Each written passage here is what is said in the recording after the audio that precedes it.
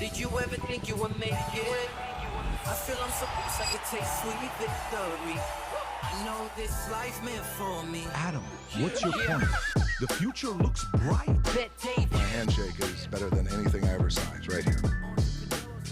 You are a one-of-one? My son's right about I don't think I've ever said this before. All right, so lots going on as usual. I'm wearing my glasses, just dedicated to a good friend of mine, Mehran Asadi. He told me, he says, Patrick, I've never seen you look better than when you wear these glasses. He tells me I look 15 years younger. Quick shout out to Mehran. Aghay Mehran Asadi. Send this to him. He's going to get a kick out of this. Love his family. I just don't like his taste. Anyways, all right, so some things to talk about here with the stuff that's going on. Obviously, as much as fun we're having, yesterday wasn't a fun day for a lot of people. There was 2 terrible incidents that took place in America that is increasing a lot of fear and anxiety and concern for many people, wondering what could happen on any given day. We've heard of it at this point. You've watched the clips. You've seen what's going on with Old Dominion, with West Bloomfield. We'll cover that, where a shooter came out, Mohammed Baylor Jallo, who came out, 36-year-old, entered a classroom at an ROTC, started up, shooting up the place. I've never seen this many cops. A couple of these clips, you saw there were more cops there, Vinny said, this morning than 9/11. Yesterday, we're texting each other. Humberto in a group, he's like, I've never seen this many cops. At that moment, I'm watching, saying, why are there so many cops? Nobody understood it. Tom is going to get into it, saying this. He was trying to do a Timothy McVeigh type of a thing, and obviously we'll cover that. But one of the best parts of the clip is the cadets that came back, and the lady is interviewing, saying what happened to the shooter. They said he was eliminated.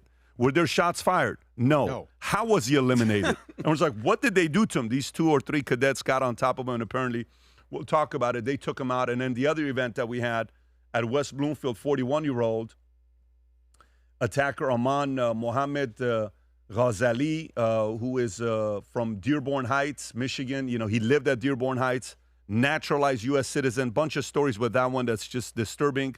When you see this one, another one of those things that was concerning. Mamdani decided to sit down, have a prayer in New York City. While he's doing that, one of the guys puts up the sign of ISIS. If you're familiar with it, we'll show the clip. And at the same time, because all these rich billionaires are leaving, because of all these wealthy people are leaving, New York's about to get another run of people leaving, because now he's asking about death taxes. And he wants to raise it for rich people, that if you die, you have to see the numbers they're proposing. Like, logically, this doesn't make sense. Even poor and middle-income families wouldn't vote for the same. We don't want these guys to leave. I want these guys to stay and keep reinvesting the money into the city instead of leaving and give the money to the government in New York City. It's not like they know how to manage the money. You want me to give you the money? The people that know how to waste it and lose job, that's what you want to do? You are delusional, but that's exactly what Mamdani is doing. We'll cover that. Starbucks and Howard Schultz is leaving Seattle to Miami, Rob, if I'm not mistaken, with Starbucks. So some of you guys, if you don't like Starbucks, you can complain in Miami because you'll be down the street here. Yamaha's leaving California. And after being there for, I don't know what the number was, 57 years, Rob, 50-plus years that they were in California, deciding to leave. Newsom, there was a clip of Newsom criticizing Trump. Well, look at what he's doing and pa. If there's anybody in America as a politician who has zero moral authority to criticize a president, it's you, Newsom. This is how much moral authority you got, guy. Good-looking guy, well-spoken. I'm sure it's fun having dinner with you, talking sports and all the other conversations, because you can tell he's a biz dev guy, right? The way he moves his hands. Vinny loves the way Newsom moves his hands. I don't know what you're talking about, Pat. But you know what, though, Vinny? Yeah. I'm just like you. Oh. I'm dumb as hell. I don't know how to read. Just like you. Just like you. Yeah, I got to. And there was a very big award-winning book that came out that he collaborated with Vinny. Rob, if you want to get that, somebody have a picture of that book copy, send over to you that we can show in a minute. Send it to Rob. When it comes down to it, we will. Dear Abby, sweetheart of a girl, had to apologize again, and I'm sure she loved it as she apologized on what happened. We'll cover that story as well. On top of that, I got a couple stories to show you guys about father-son relationships. We're probably going to get, I haven't shown these clips. These guys haven't seen it. Later on today, I will show it, because some fathers, a lot of us that want to be better fathers, every day we wake up failing, but we want to do our best. There's not a perfect father and a parent out there. I want to show a couple of these clips, and one of them is from Brian Dennehy. You guys remember Brian Dennehy, the actor? If you see his face, Tom knows who he is. And another one is from Billy Bob Thornton. Hopefully we'll get into that. Oh, yeah, I know him. Everybody knows. Remember the coach? Phenomenal actor. Some stats for people to know as well before we get into it in the market this morning. Oil, all we saw yesterday is oil went to $100 a barrel. This morning, I think it's at 92, 93-ish, hovering over that. Tom just gave us the update. Dow, S&P, NASDAQ, everything is up a half a point today. Yesterday, $1 trillion of wealth was lost on the market. A lot of people are saying, is this going to continue? Is it going to keep going down? 3 ships were hit, I believe, yesterday at Strait of Hormuz. One is from Thailand. The other 2, I don't know what it was, but we'll cover that today as we get into the facts. And then aside from that, I talked about the cargo ships. I talked about the market. We talked about the shooter. We talked about the total death toll for U.S. Americans right now is at 11, with 4 crew members killed in a KC-135 refueling plane crash in Iraq that just took place. Total death toll of what Iran is reporting is 1,444 from the U.S.-Israeli strikes since February 28, with 18,551 injured. This is coming from them, including ages 8 to 88. And we have to talk about the shooting of that girls' school of 167 young girls that were killed, and a couple other staffers. We'll talk about that as well. Devastating news when that happens. Breaks my heart because as a kid living in Iran, I remember going to an all-boys school, and right next to us was an all-girls school. And, you just don't want to hear stories like that, and it's devastating when you hear stories like that. Lebanon fatalities climbed to 687. I believe Dubai, a property or hotel was also hit yesterday in Dubai, if I'm not mistaken. Rob, can you correct me on that? I saw one drone hit it, but they were able to get rid of the fire fairly quickly. I don't know if you guys saw that clip or not, Vinny. With that, fact check me on that, Rob. And with that being said, we got a bunch of other stories we'll get into, God willing, if we have the time. I think today we do have the time. We may go a little longer today, so stick around with us. Rob, which one is this for SLS? This is Building Rock Stars. Oh, Building Rock Stars. Okay, so if you're somebody that's running a sales organization and you're running a business and you want to find a way to improve your sales team, results, activity, in better systems, better comp, better strategies, better innovative campaigns, and knowing who to work with, who not to work with, identify what clients are better clients for you, and develop that culture within your guys. We host an event once a year called the Sales Leadership Summit, and this guy in the video is going to explain it to you. Every great sales team has 3 different types of people on its team: the finder, the closer, the builder. Every once in a while, you have a trifecta that does all 3. Let me explain to you what this means. Finders are great prospectors. They'll go out and find clients, no problems, but they're not good at closing. Closers, put somebody in front of me, I'll close them, but I'm not good at prospecting. Builders, if they become a client, they're very good at retaining, developing relationship, all of that. And if you can develop trifectas that do all 3, your company's doing numbers you've never seen before. The last 25 years, I have worked on developing people that are trifectas.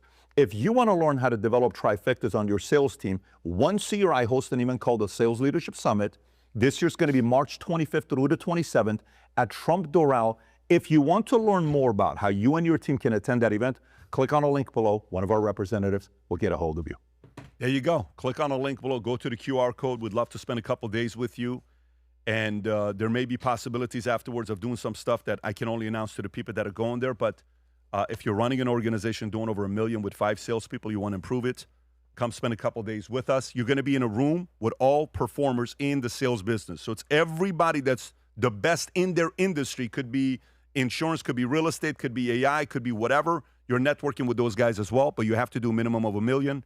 Fill out the information. Somebody will get a hold of you. Let's get right into it. Terrorist suspect in deadly Old Dominion shooting in Virginia was subdued by students, officials say.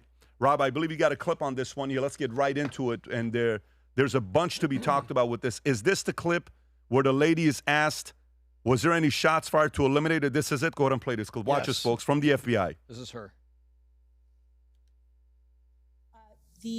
There were students who were in that room that subdued him and rendered him no longer alive. I don't know how else to say it, but they basically were able to terminate the threat. So he was not shot? He was not shot. He shot 3 people? Correct. We have information that he shot 3 people. The one that went to Virginia? So he was not shot, but he was killed. apparently, these guys, the cadets, killed the guy. I think they were stabbing, and we'll get into that. Let me first talk about this, and then I'm going to come to you guys here. Mohammed Baylor Jallow. Rob, if you can pull up the clip of Mohammed Baylor Jallow. Is this the fellow that used to be in the military, if I'm not mistaken, or is that the other one? There's one of them that served, if you want to get that picture. 36-year-old Army and National Guard. Entered a classroom with Army ROTC members and opened fire. He fatally shot ROTC instructor Lieutenant Colonel Brandon Shaw. I want to make sure we recognize the Lieutenant Colonel Brandon Shaw, a Lieutenant Colonel in my life, changed my life. He's one of the top 5 men that I respect. So you don't become a Lieutenant Colonel by luck. That's a lot of work to get to for a person like that. So may he rest in peace. Our prayers goes out to he and his family. All of those things you see for somebody to become like this, that means he positively impacted a lot of young men and women's lives, and he protected us to be able to do. If you're free today, it's because of men like him. So I want to make sure we honor him properly. He was fatally shot. ROTC cadets in the room rushed to the gunman and stopped the attack. The cadets subdued him and killed him before the police got there. Died from stab wounds inflicted during the fight. And I can go into a few other things here on how quickly it happened, but I'll get right into it. Tom, what do we know about this story, and what opinions you have about it? I have some pretty strong opinions about it. The first strong opinion I have is that the vigilance of the people who refused to be in that classroom and be victims, who refused to stand by, who jumped up into action and prevented further deaths. And you know, it's very, very gory. It was a stabbing death, but the answer was they used what they had to neutralize the victim. Vinny, that's you say it like that? Yeah. They used what they had. So my applaud to the people, and everywhere in America, you got to keep your head on a swivel, look around, be vigilant, and be ready. So I have a strong opinion about that. I have an equally and even stronger opinion about the background on this, and I'll stand down and let other people talk to it. Is that we knew about this. Yeah. We knew with this guy. Once again, the family knew, other people knew. He was in the justice system. He had been subject to, I'm talking about the assailant, the killer, the now rendered non-living guy. He was part of that, and he was radicalized. So the two themes I see is he was radicalized, and then he ended up in the justice system for things he was doing when radicalized, and then released, and we didn't do anything about it. And here we go again. Here we go. Could have been prevented. It's like when family members have psychotic episodes and people knew about it and didn't do anything. They get their hands on a weapon. Trans dad shoots members of his family. This guy, it disgusts me. Well, let me read this to you. Could have been avoided. Was a former member of the Army National Guard. It gets to the point here. He received an honorable discharge with a 6-year commitment ended. A defense lawyer for Jallow wrote in court filing in July of 2016, the Justice Department announced that Jallow was arrested for attempting to provide material support to the Islamic State. About a month before his arrest, the department said Jallow had traveled to North Carolina and made multiple unsuccessful attempts to obtain firearms.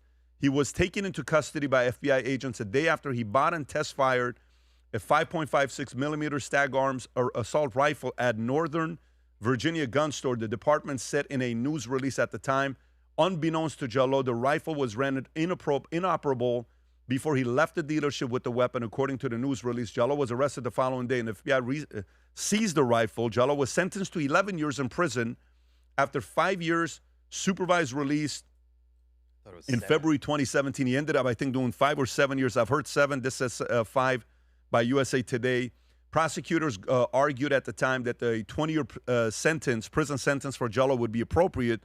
They wrote in a court filing about his potential sentence that he attempted to help the Islamic State in a host of ways, including providing the group with funds and trying to organize weapons and personnel. So, Vinny, when you see something like this, what should have been done with him at the time? I mean, let's just, again, you're arrested for terrorism. If you're supporting and you're sending money to ISIS, you are a terrorist. You're not actively shooting or anything, but you're assisting people that are. And apparently the guy that was involved with him that was ISIS was killed, okay? And then, so a West African from Sierra Leone joins our military, naturalized, whatever all that process is. He's supposed to do 20 years, Rob, okay? Then he's serving time, and then the Biden administration releases him early, doesn't deport him to wherever the hell he came from. You let him stay in this country. Guys, I used to drink a lot, and I'm recovered, and I don't drink anymore, okay? When it comes to stuff like this, you don't recover from terrorists, okay? Just like these pedophiles, where they're like, no, they can go back to society. No, you can't. That is a sickness that you cannot just wipe off. You can't dispunge that. And it's the same thing with this guy, Pat. I don't hate to be this guy, but I have to say it. If your name is Muhammad and you're from that country and your belief, and that's your belief, when you swear to serve into our military, first of all, you can't be the president unless you were born in this country, okay? So why should it be with everybody else? And I'm sorry, I guess the Muslim attendance in the military is what? Less than 0.1%? We have a different God. When you swear in, you swore to defend this country for enemies, foreign and domestic, and you swear, say, so help me God. We don't have the same God. And if you're radicalized and you're freaking representing ISIS, I'm sorry, they need to change the rules. Because if it's less than 1% and your God isn't the same God that we serve, I'm sorry, you can't serve. Ilan, I want to come to you, but before I don't want to play this clip. Rob, if you want to pull up the clip about what the FBI said that he screamed at the, is this it, Rob? Go for it. It was an act of terrorism. I can tell you that we have confirmed reports that prior to him conducting this act of terrorism, he shouted or stated Allah Akbar, and he was formerly a subject of a FBI investigation in material supporting terrorism. By the way, just so you know, so he screams Allahu Akbar. He apparently tried to donate $500 to ISIS. He had no clue the person he was donating to wasn't ISIS. It was the FBI, and he got caught. So we know what his background is, Allahu Akbar.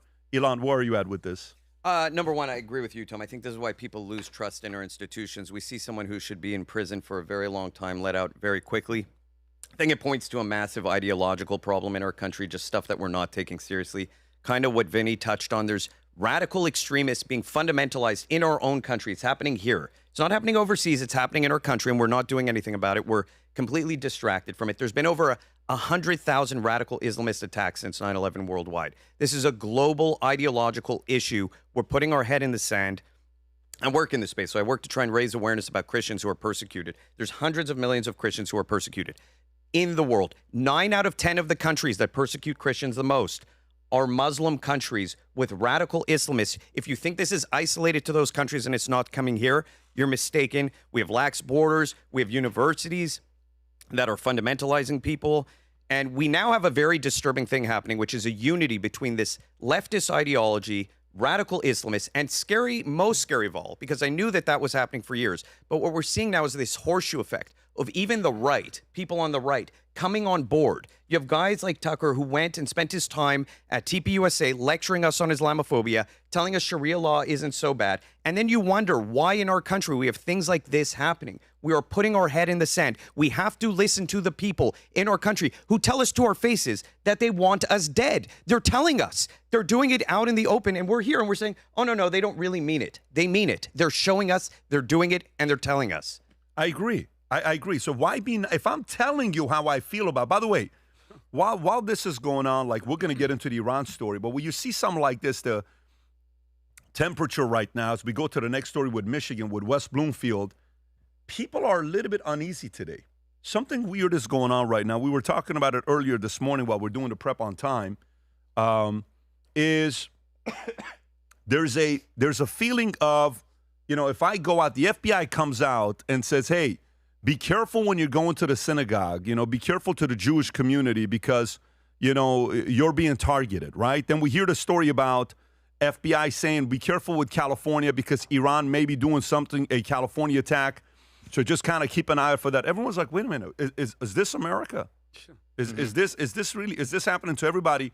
So, but at the same time, the challenge with this is there's also people that watch, like, if you watch our content, let me tell you the profile of the people that watch our content.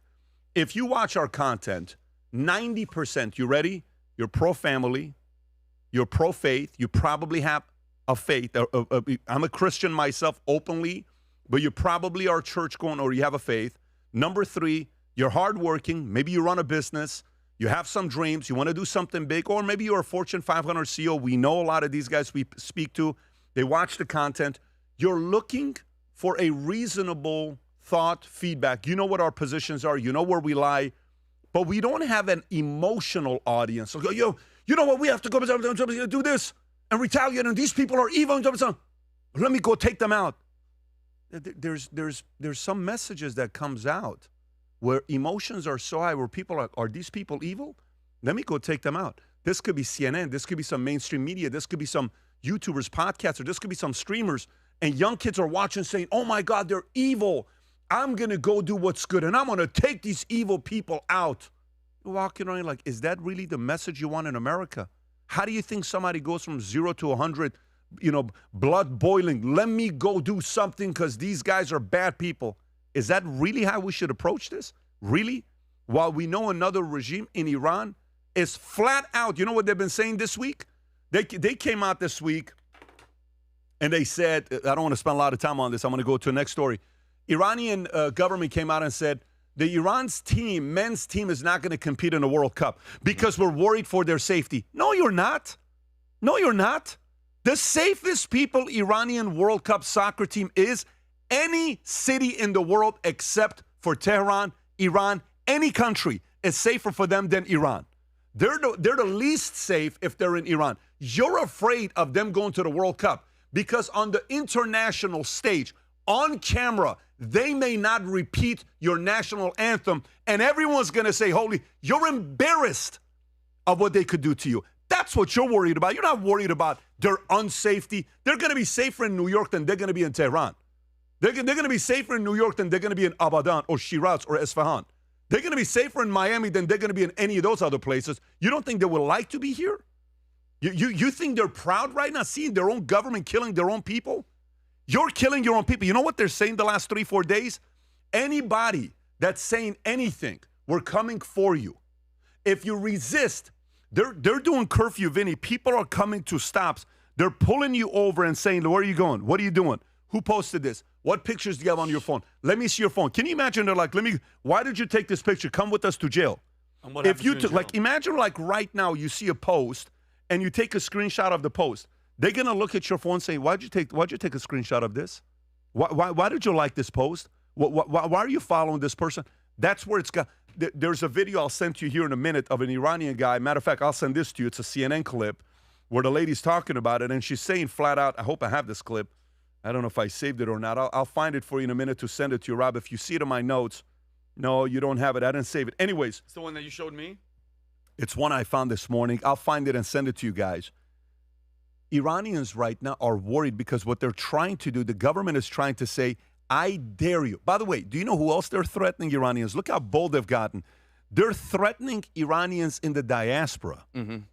They're saying, wait a minute, if you don't even live here, but you're out and you're saying this or defending, we're coming after you as well.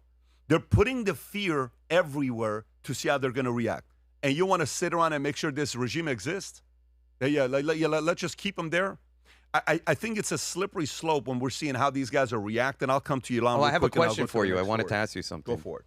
I'm just wondering where this apathy toward everything you're talking about is coming from the international stage and the international community, if you have insight on that. Where it's coming from? The apathy, the absolute apathy toward it. Well, when you're saying apathy, to me, when you break down how everyone fights in a different way, right? So, for instance, when I ran a business, there were guys who just would go to work. I ran my insurance company. They would go to work. They would prospect. They would build their business. They would develop insurance agents, and they would build an agency and make money. But their head was down. The way they beat their competition was by their head being down and just going in, maximize the comp plan, right? Yeah. It's like in America. You have a tax system. Go maximize the tax system in your favor. Make as much money as you want to protect your family. Then there are those who played to make sure you didn't beat them. So let's just say you're working 80 hours a week. I only want to work 40 hours a week. I don't like the fact that you're beating me. So I would play deception within your team and make sure your clients don't like you, your agents don't like you. And then that was also effective. We had guys like that didn't. We called them out publicly 24/7.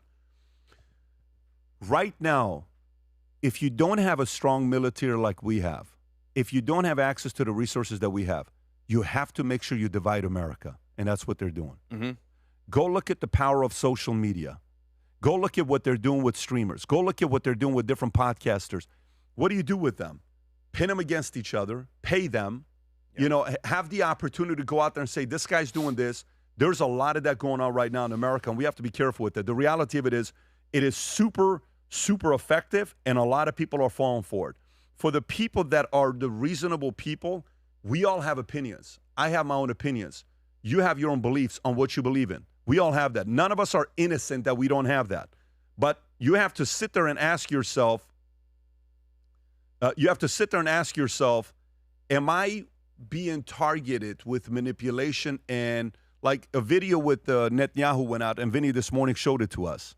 That was an AI video, right? From what I checked on Grok, it was Bibi Netanyahu addressing, I guess, they said it was his first address since the war in Iran. And as his hands are moving, by the way, it looked, I was sold. This was it. Apparently, he had 6 fingers on one hand. And so, Rob, if you go to Chat, go to Grok and ask Grok, say, is this? Because if you just find the video, because this is Alec Jones's. Yeah. If you just find the video, BB, that's not it. Anyways, I don't want that one right there, Robbie. If you just go to Grok and say, is this AI? Because I saw 6 fingers.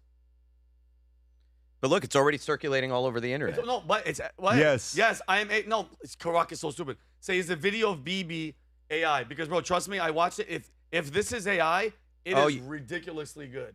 You have to type it on the actual post, I think, as a reply at Grok. Is this video real? Thinking about users' requests. No, it'll actually do on the right too. It will? Yeah, because that'll just have. Well, while you're doing that, Rob, by the way, whether it's real or not, anything you're watching, double, triple verify the credibility of the videos. We're watching some of these things and we're like, oh my God. And we're like, let me go on the bottom. Oh, Grok, this is AI. Oh my God, there's no way this is real. Oh, this is real. So double verify. Rob, I just sent you this clip. This is the one I want you to watch. Look what they're doing in Iran right now. By the way, this is CNN reporting on this. Go for it. This is what this man is saying right now. Go ahead. Has been issued. That was just one of the many threats we have seen in the order for their execution has been issued. That was just one of the many threats we have seen in the past few days coming from Iranian officials and state media figures. As the regime faces America and Israel from the sky, it is clearly worried about the threat from within and doing everything it can to ensure that people will not rise up again. The chief of police warned Iranians, essentially saying protesters will be treated as the enemy and shot. Our team have their fingers on the trigger, ready to defend the Islamic Revolution and support our people and our homeland. We've been hearing from people inside the country. Not only are they under intense U.S. and Israeli bombardment, there's also this increased atmosphere of fear. Checkpoints everywhere, many arrests. Anyone speaking out or sharing photos and videos is accused of collaborating with the enemy. This is a ruthless regime that has always used force to silence Iranians, but this time the threats have become near daily, and they're doing all this so openly. And they're threatening Iranians in the diaspora with legal orders to confiscate property, to go after them, and even worse. We will make your mothers mourn you. This message is for you, both inside and outside the country. With President Donald Trump's mixed messages on this war and where it's all headed, many Iranians worry that the regime will survive. And at the end of this, they'll be left all alone to deal with the consequences. There you go. If you protest against the regime, we will treat you as the enemy and shoot you dead. They're already doing that. They did it. I mean, we objectively know that they'll massacre tens of thousands of people. Well, for 47 years they've been doing it. It's one of the reasons why he's in the United States and why my entire family is here. But I don't think people grasp, bro. People just see this type of stuff and they go by. This is who runs the country. If they know that you're posting something or you're just speaking out, like, dude, that's just saying this in public. Yeah, I don't think our government's doing, they're kind of killing us. They're going to kill you. People just don't get it. They don't understand because you've never lived it. So there's levels to evil, right? So you know how the moment you become a world leader, you have to understand you can't do all the things like to be a good Christian or to be a good man of faith. A world leader can't do that. Yeah. I And agree. let me explain what I mean by this. I know some people are like, what are you talking about? So if you're a world leader, if you tell the truth, you will be fired. If you tell the truth, you're not going to get reelected. If you tell the truth, it could cost your people lives. Why? Actually think about the process and go, the job of somebody to be at that level, you can't be a regular person. Yeah. You have to have a side of yours to realize every day they're trying to kill you. Every day mess is happening. Every day chaos is happening, right? So then you're going up against guys like this, guys that are trying to take you out, guys that are trying to do all these evil things. What do you do with that? Are you going to go out there and just, well, you know what? This is what I think we're going to be doing. No, this is a very, very weird time today. Very, very weird time today and what's going to be happening. So for me, when you see what's going on with Iran, this is the point I was going to make. So there are those that, let's go through levels of nobility of leaders, from the most noble to the least noble. The most noble wants no wars, wants no conflict, wants nothing, right? Let everybody be their own people. Okay, great. Maybe that model works if your country was founded on peace and you never attack anybody. Like who? Dubai doesn't attack anybody. They're just a country, come, make money, leave. Yep. Singapore is not known for that. Costa Rica, when's the last time you heard about Costa Rica's secret intelligence? Costa Rica's intelligence is off the charts. No, they have spider monkeys. Costa Rica is a very different type of place. Norway, Finland, Sweden. That's right. Poland. So their model is what? We don't want any problems. Yeah. This is who we are. Guess what? If you want that model, America lost the ability to ever be that ever again. We kind of have a history of expanding and taking over a lot of different properties and territories. Guess what? Scaramucci was here 2 days ago. He's like, well, what about America? We took over Mexico and Iran, California and all this stuff. And then Brandon's like, so what? You want to apologize for it? Well, we've been expanding a little too much. You're the beneficiary of the fact that we've expanded so much, right? Okay. So guess what? America is hated because we've won a little too much. Great. But you want to be a noble one. The next one is we only kill our enemies if they attack us. The next one is we kill our enemies whether they attack us or not. The next one is PSYOP, operation, manipulation, doing all that stuff. What's the most evil thing a country can do? Kill its own people. Kill its own people. What is above that? Nothing. You're wanting to kill your own kids. You're wanting to kill your own people. Give me a regime above that. Yes, there's other evils below it. Of course. But tell me what's evil above killing your own people. Yeah. This is the logic when you sit there and talk to someone, but you don't understand they were behind this and these guys were behind this and that guy was behind this. Who was behind killing? Did they make them kill their own people? Why are you making me do this, honey? Yeah. You're making me slap you in the face. Yeah. Mm-hmm. Kids, why are you making me do this? Yeah. Hey, Iranians, why are you making us do this? We have to kill you. Nobody needs to say anything. They're killing their own people and they're saying it on TV. If you do this, we're going to kill you. Let me get to the next story here. While this happened at Old Dominion, there was an event also at West Bloomfield. Rob, if you want to pull this up, and Ilan, I'm going to come to you first on this one here. Attacker Aman Mohammed Ghazali, 41 years old, was a naturalized U.S. citizen, originally born in Lebanon. He lived in Dearborn Heights, Michigan, before the attack. The attack occurred at 12:19, March 12, 2026, which I believe it's yesterday. The vehicle caught fire inside the building. A security guard engaged the attacker and shot him. 30 law enforcement officers were hospitalized for smoke inhalation from the fire. Roughly 140 children and staff were inside the synagogue. What happened here, Ilan? He rammed the car. Supposedly he had a bunch of explosives in the back of his car. He's trying to take out the synagogue. It's pretty scary stuff. I always say this, that Jews are a harbinger of things to come. When Jews are under attack, it's a sign of society in decay. The attacker was a Lebanese naturalized citizen again. Same kind of situation. Came in, obviously, with the intent to cause mass damage. It's tragic. And we're seeing this is kind of a repeated issue. I always point to this as this is not, I know a lot of people don't feel connected to this because they go, I don't go to synagogue. I'm not a Jew. This doesn't affect me. Jews are the primary target. They're not the last target. They're the first target. And people have to understand this is an American problem. This is not just a Jewish problem. Like I said, there's something wrong and sick in society today. We were talking about it earlier. And this is, again, it's just escalating. This is happening. There's been 4 terrorist attacks in the past, week in the United States. This is not normal. It's going to get, Rob, you want to play this clip real quick? I thought this was AI. Yeah. I thought this was AI. Is it And or the not? amount of police that's there, real. this is the one where all the police were, by the way. This is crazy. Well, no Play this joke. clip. Yeah, I've never seen Have you ever, Vinny, seen this many cops at a place? At this point, I thought it was AI. Like, at this point, I'm like, wait a minute. How many? This was bomb squad at this temple, Israel Synagogue in West Bloomfield. Go back to the other reporting, Rob, from Fox, and what do you have there? That's wild. Go ahead. Officials say Ghazali drove a truck right through the doors of the Temple Israel Synagogue. More than 100 kids were inside, babies to 5-year-old children, as the attacker had a rifle and some sort of explosive device that ended up setting the truck on fire inside of the building. But before the suspect was able to do any more damage, on-site security guards shot him. Officials say one of those security guards was hit by the truck, knocked unconscious, but is expected to be okay.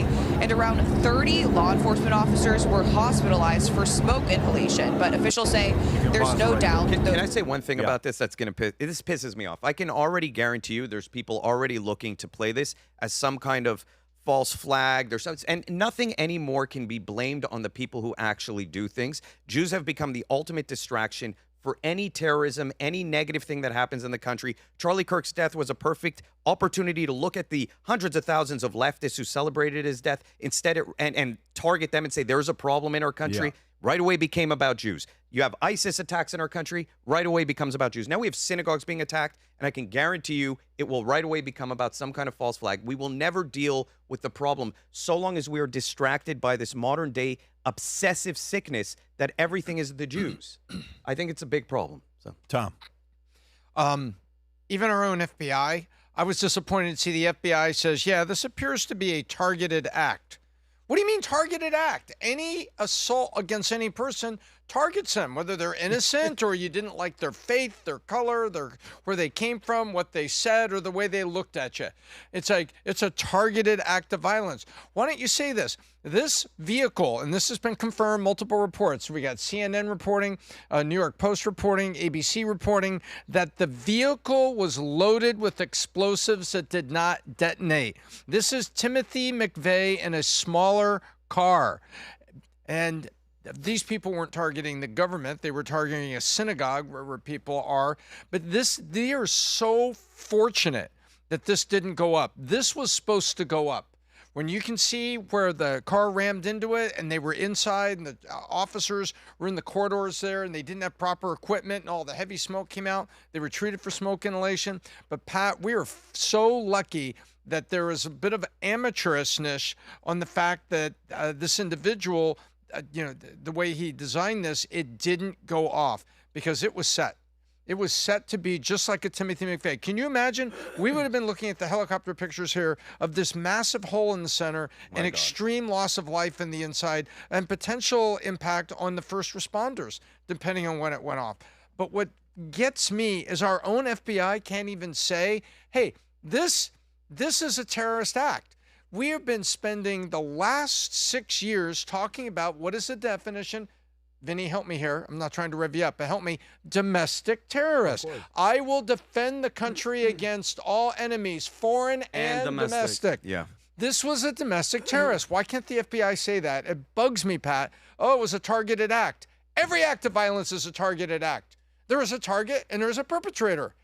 I don't get it. Why can't you just say terrorist act, domestic terrorism? Well, just to give some context, because obviously I was looking at this all night, Rob. I don't think this was completely random. It wasn't just, hey, we're going to go try to kill Jewish people. Apparently, investigators saw this guy posted photos of his family members who were killed in when Israel attacked Lebanon.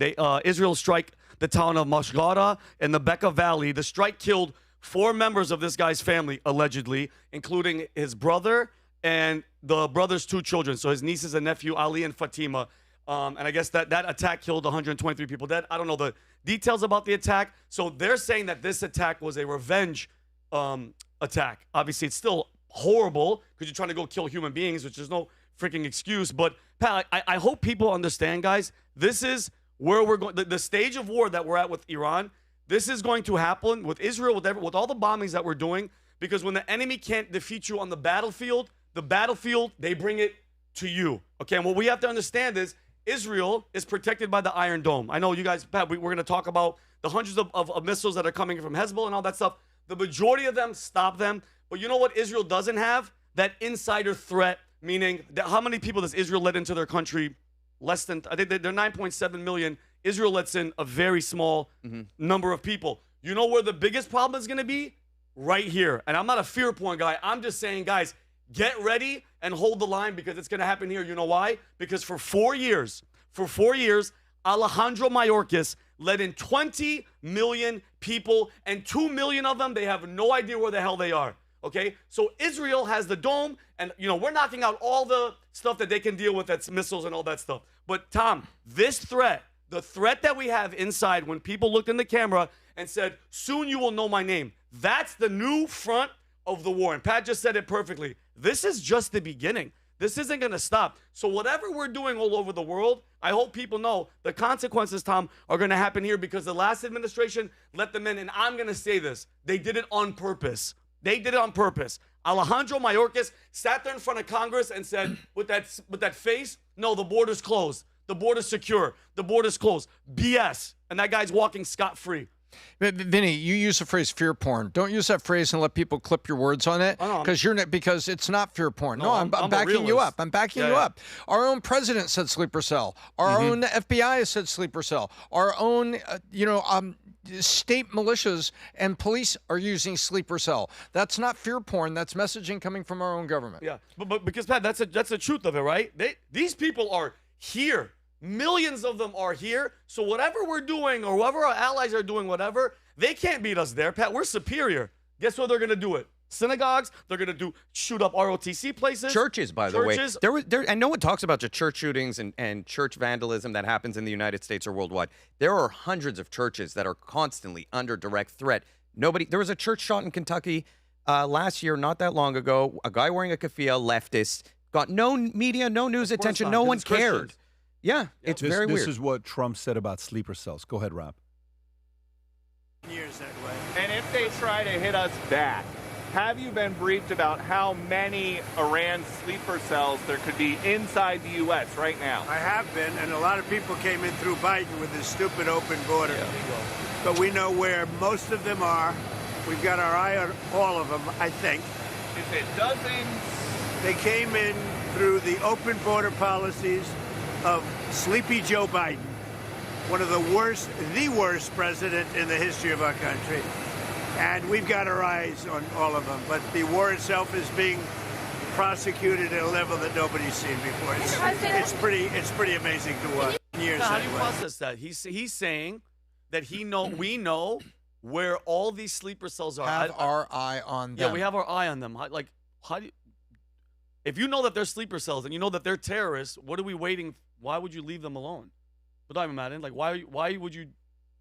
If you know where these people are, you just have your eye on them. I don't know the legality of what they need before they can go take them out or arrest them. I don't know what jurisdiction they have to go, whether they can only watch them. Or you know how sometimes it's like, well, we can't go take them out or we can't sue them until we have a side. I don't know what they have to go do that. But the reality of it is they're here. And Iran, do you think the IRGC relates to the cartel in Mexico? Do you think they have some things in common in the way they live their lives? Even Hezbollah. They wait for the smoke to clear, and then their horror and their terror, when they're unchecked, will be on the people. They can work with them to come up and do things if they're not already inside. They have so many different things that they're on the inside with. I mean, look, the reality, you know how far inside they're in?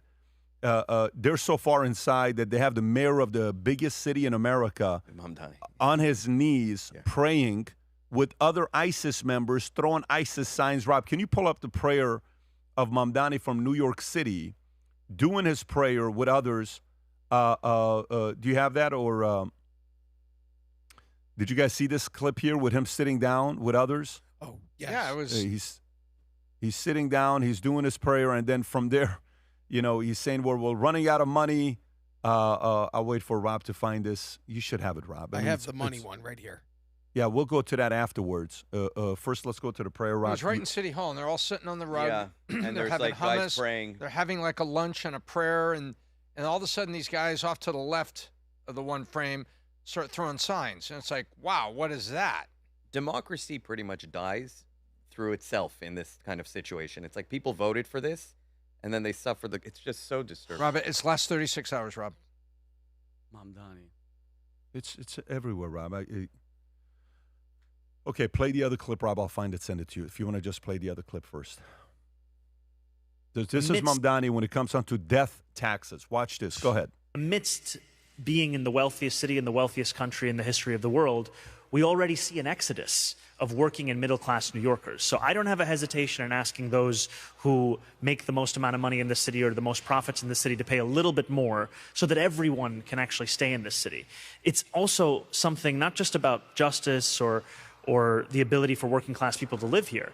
It is also actually about ensuring that corporations can continue to attract the top talent to this city. Because in a city where childcare costs more than $20,000 a year, I've heard from corporate leaders about how difficult it is for them to attract individuals who would work at their companies but want to raise a family, because you could be making $300,000 a year and you will feel that $20,000 a year because of the fact that we have allowed for the absence of affordable childcare to become reality here in this city. Tom. Amidst... It's It's like it's the first time. It's the first time Tom it doesn't have words. You chase your tax base out, and what do you expect? You chase all the people out that are paying taxes so that the government can find ways to make maybe subsidized daycare to help workers be available and do something productive that helps everything come together. Instead, you stand there and say, well, daycare is 20 grand a year, and even people 300 grand here, they have trouble making it, and you want to take half of it, right? Can we actually give the exact stats, Rob? I just sent you this tweet. If you want to pull that up, this is very important for all of us to. It is. This is very important to see the details of what he's doing. So Mamdani has proposed lowering the exemption on death taxes, estate tax, from 7.1 million down to 750. Okay. He also increased the death tax from 16% to 50%. That's crazy. In his city. That is crazy. No other jurisdiction in the U.S. confiscates wealth at death from people with that small of an estate. Anyone with any equity in a home New York City would likely exceed the 750 and have to pay the death tax. There is a federal estate tax or estate wealth that exceeds $15 million individuals. However, you can deduct the other state and city estate taxes before paying for the federal estate tax. So effectively, Mamdani is preventing the federal government from taxing estates. New York City and New York State are taking it first. They're taking it first. The money goes to them first. Translate it for people. Your mom is a widow. Your dad's been gone for a while. God rest his soul. And your mom passes away. You find out her home in New York is worth $770. Your sister is married with a child, and you say, wouldn't it be great if my sister could move into mom's house because it's all paid for? Yeah, but now someone in the family's got to come up with $350,000 minimum to give to the city of New York because the house is being taxed. Yeah, it has a so value. You know what they do? They sell the house. Your sister, your brother-in-law, and the child, they continue to live in the Bronx until they get a better job outside the city. Let me tell you, that's the story. Do you see what just happened? Yeah, and I'm just curious, Pat. Like all the people that were glazing over this guy, the Andrew Schultz, how are they feel like? Because I remember the podcast where Andrew and all of them were all excited and he's there and they're like, "I'll pay the extra percent. Yeah. I'll pay the." Now it's going up. It was 1, now it's 2, now it's going to 3. Now he wants your money when you die, which that $750 should be going to your kid. He's a horrible job at cleaning up the city. He's letting homeless people die in the streets. He's praying to Allah in freaking New York, okay? The worst terrorist attack we've ever had. That religion is in there praying the Allahu Akbar in there, and nope, what happened? I want to know if any of these people have buyer's remorse. Nothing is going right. Nothing. He's lied about everything, and it drives me crazy. That suicidal empathy. No, come. We'll take anybody. Okay, show me one thing right that he's doing. Every week he's coming in front of the camera going, hey, you know what? I need more money from you rich people. And I just want to know if you guys are cool with it. All the rich people that were clapping and kissing his ass. Now what are you doing? There's buyer's remorse. So a week ago, we covered the clip where all the people with the megaphone were saying, hey, I own a house here, and I think they were in Brooklyn. We own homes here in Brooklyn. He was going to do this. Now he's taxing us. All the homeowners. The guy that was at the microphone was a black man with a whole group of people around him that says, hey, work for these companies, we work here, and they were flipping out. And the news media didn't want to talk about it because he was the wrong color. But he was a citizen stating what you're just saying. I have buyer's remorse. Yeah, well, but I haven't heard the buyer's remorse because I'm just curious. How much more are they going to tax you? How much more is he going to take from you till you go on and you say, you know what, damn, we got duped? But I'm very curious because they seem like New York. I'm not hearing nothing from the New Yorkers. I'm not hearing nothing. This is the only video that I saw of the buyer's remorse. This guy. That was the dude. Speech in every debate where you engage, we opened our ears to listen. Yeah. Now today, accept the words echoing from us now. Do your job as mayor and leave our taxes out. There's only two options. You're saying if we don't tax the rich, then I got to increase property taxes. We are not a pawn in Southeast Queens. We are not part of your negotiation tactics. Zoran Mamdani, you are out your goddamn mind. And Ilan, you ready for this? Yeah, he voted for him. Ilan, he's openly saying, listen to this. He openly said a couple weeks ago, if you're here illegally and your illegal kids are here, I don't give a damn. We're the taxpayer, all those people glazing, they're going to pay for your illegal kid. Tell me that's not incentivizing people to get your ass to New York. Sanctuary city. Yeah, but this is the great delusion. I don't understand how people didn't expect. This is what I'm confused by. This is like, that's why I said I feel like I'm in the Twilight Zone. This plays out in every state throughout all of history. Every time you have someone like this who's in power, it never changes. The end result is the same. Everyone's okay with it as long as they think it's someone else's money who's going to take care of them. In the end of the day, it always comes down to the entire population who has to cover these expenses. And people are just naive. I don't know how people don't learn. Like, how do you not look at California? How do you not look at other parts of the world where these experiments have been done and failed 100 out of 100 times? It's the definition of insanity, doing the same thing over. By the way, what's interesting is, even though we got the reports of, remember when California lost $1 trillion twice, right? But they lost the first $1 trillion because of COVID, the bad policies. They lost the second $1 trillion because the wealth tax. This right here, Rob, can you do me a favor? Ask Rock, out of the 123 billionaires in New York City, what is the average age of these billionaires? It's going to be in the late 60s, early 70s. This is not Silicon Valley money. We're maybe in the 30s or 40s. Yeah, this is going to be 71, 66. It's going to be an age like that. What is the average age? Many over 70. Many right over there. 70. Okay, so billions on 67. hovered around 67. So guess what a 67-year-old is thinking about? If you're a billionaire and you're in your late 60s, what do you think is the most important conversation you're having with your family office and your wife and your husband? What do you think you're talking about? Legacy. Estate planning. Yeah, protecting your And assets. so check this out. So very weird. Of all the people that left California, like the Sergey Brin and all these people that are leaving California and came down here, they're in their 40s. They're in their 50s. New York wealth is in their 70s. Yep. So if you're pushing this now, New York is they're all coming to Palm Beach in the next. You're going to hear the announcement of wealth leaving in New York in a very different way and a different audience. You're going to hear names you don't know. It's billionaires you've never heard of before. Right. That's worth 2.8 billion, 6.8 billion, 3.9 billion. And they're like, you touch our estate planning? If this goes through, Vinny, it's not out of the 123. I don't think it's 5% leaving. If it actually goes through, guess who's the first person that's saying we got to move? In New York? Of these billionaires, the 123, guess who's telling them you got to move, Dad? The kids. Yeah, 100%. Oh, yeah, because it's like, yo, they're messing with my future. Did you understand what happened? Hey, so the grandkids. Do you understand? Grandpa. Kids are going to be like, hey, wait a minute. Did you just hear the estate plan? Dad's $2.2 billion. He's got 4 kids. It's $500 million for each one of us, guys. We got to make sure Dad moves out of the state. You don't think that's going to happen? Oh, man. You don't think that's good? That's the difference between you getting. Give me the number if it's a $2 billion family, and you got 4 kids, and the 4 kids, the father's 75 years old, and the 4 kids know that $2 billion is going to go to them. How much is it? How much is the cost for each of the kids? 125 million. Each. Exactly. 125 billion. So let me ask you. You're the kid. What are you doing? Hey, Dad. I want that 125. Dad, Florida is awesome right now. Vinny, we have to protect ourselves. I mean, we have to protect Dad. We got to protect. We got to get him to Florida. Oh my gosh, it's too cold in New York. And by the way, let me ask. So who else is on the kids' teams? Who else is on the team of kids? Who else is saying you got to leave New York? The wives? The wives and the... Not the wives. The family office the advisors. Financial advisors. Yeah, the advisors. The investment bankers. The insurance guys. All of these guys are saying, You guys got to Time to get the go. hell out of here. So this guy that's by himself, look who is around him, the $2.2 billion guy, the $4.8 billion guy, the family, the kids, the advisors all are saying, let's have a meeting.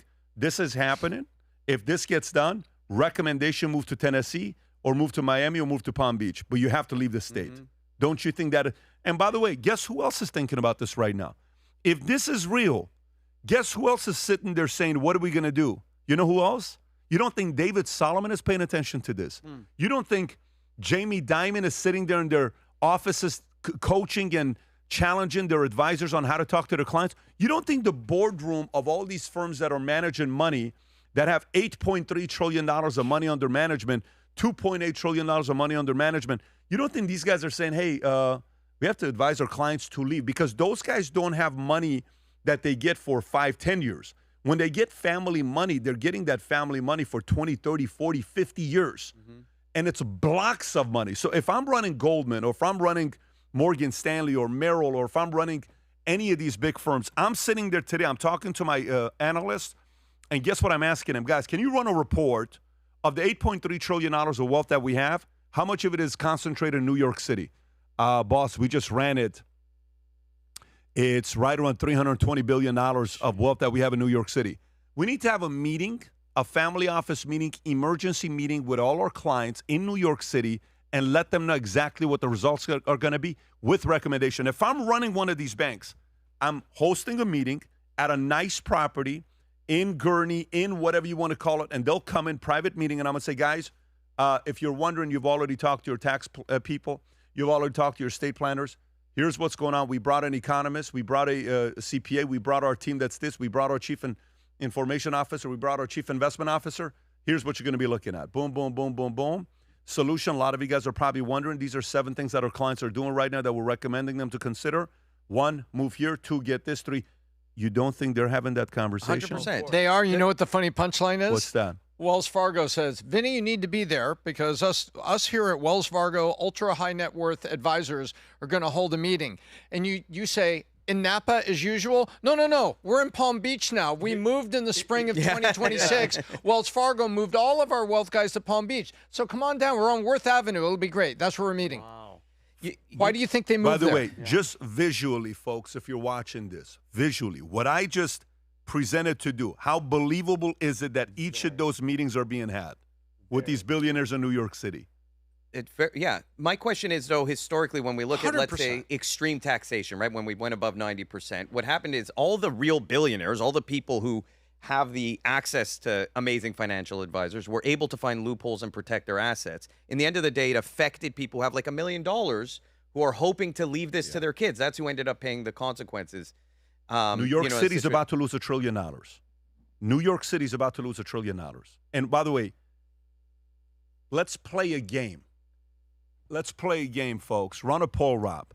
How long until we get news reporting that $1 trillion of wealth has left New York City? Okay? Run a poll. 30 to 90 days? 90 to 180 days? 180 days to a year? It won't happen. Okay? 30 to 90 days, 90 to 180. So I'm saying a month to 3 months, 3 to 6 months, 6 to 12 months, it won't happen. Run a poll. I'm curious what the audience is going to say. Watch in the next 2, 3, 4, 5, 6 months. If this passes, by the way. Okay. If this from the becomes date law, of it passing or from today is the poll? if this from the day it passes, by the way, and remember, it's not even if it passes. Let me change it. I don't even think it's from the day it passes. When they started talking about the 5% wealth tax in California, it hasn't passed People just yet. took off before it passed. It hasn't. They're like, Yeah. no, we're out. Okay? Let me see what the poll is saying, Rob. So far, 700 votes. 32%, 30 to 90. 90 to 180 was what? So 65% of the audience is thinking within the next 180 we're going to see that. 12% thinks it won't happen. Those 12% live in New York City, by the way, the people that are watching. So that means 88%, Pat, We thinks love you it'll too. be 6 months. Huh? 88% is 6 months or less. 88%. 1 year or less. Is 1 year or less, is what they think. All right, let's get to the next story. Mamdani here praying. It's a dinner he's having. Rob, if you want to play this clip of him having dinner. Okay, and then the gentleman at the end that holds that one finger up. Go ahead, Rob. Want to make some of that? difficult moment where you're asking yourself how you can reconnect to who growing up with, being taught that. Allahu Akbar. Yeah, that's that.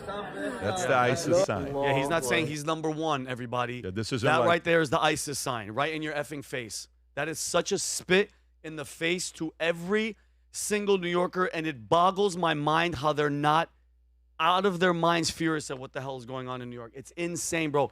Taking over Times Square and doing this, I'm telling you. Have you guys not seen the videos of the guys, like you said, being interviewed and saying, we are taking over the city? No, in your 100%. They're like, we're taking over your city. What are you going to do about it? What are you going to do about it? Bro, do you understand the suicidal empathy of the guy that was on the bullhorn? He's on the bullhorn saying, the white guy with the glasses, New York is for everybody and come here. And the terrorist kid used him as a catapult to throw a freaking nail bomb. Do you understand the hilarity of that situation?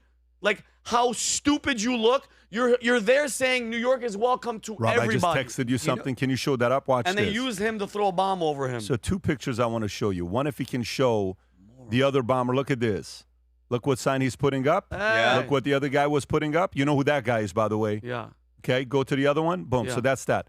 You know who else did this back in the days in France before he went back to Iran? A guy named Khomeini. Watch this. This is Khomeini in Paris, sitting down, doing his thing. That's Mamdani on the bottom. In your face. Bingo. In New York City. In New York City, they're doing that. Go ahead and do something about that. That's what's going on in America right now. Anyways, let me get to the next story here. Oil prices. Tom, I'm coming to you with this one here. Tom, what do we know right now about oil prices? I know yesterday went to above 100. Today it dropped to, I don't know what it is right now, 91, 92, 93.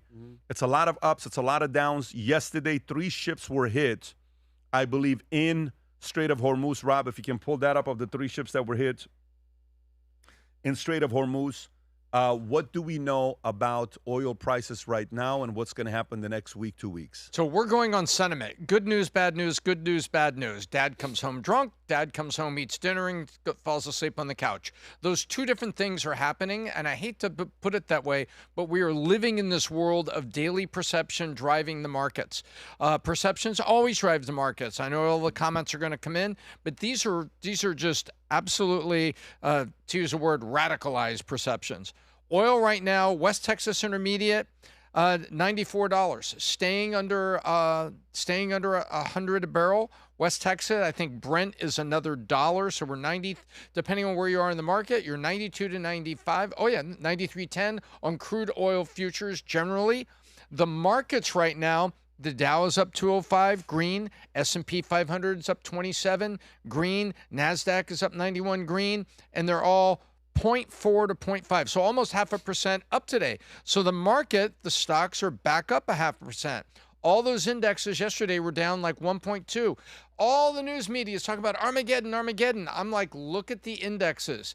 If you add it all up, you get, great macro numbers that make huge headlines. $1 trillion lost yesterday. No, it's not. Is $1 trillion change in value? And then you come back today and 0.5% is back up after down 1.26 yesterday. What's interesting is Rob, I sent you a graph. I texted it to you. That guy right there. You know what this is, Pat? This is very interesting. This is the middle of the tanker wars. Look at the date down below. This is the Iran and Iraq tanker wars in the Hormuz, the Straits of Hormuz, back in 1987. In July of 1987, a U.S. ship hit a mine, blew a hole in the side of it. All these things happen, and the Standard & Poor's S&P 500 is the blue line. Look what happened. Woof! Goes straight down, and look at the trend that was going up. So the WTI oil back then, $10, $12 a barrel. Remember, 1987, folks. You got to multiply that times like 6 right now. It's going up, and then the ship gets hit, and it goes down. We've seen this before. This was the tanker wars. They were known as the tanker wars between Iran and Iraq as the conflict between them spilled over into the Straits. And guess what? They needed Navy escorts. Does this sound familiar for this? So that's what's happening on oil. historically, this is the way it works. Perceptions and uncertainty.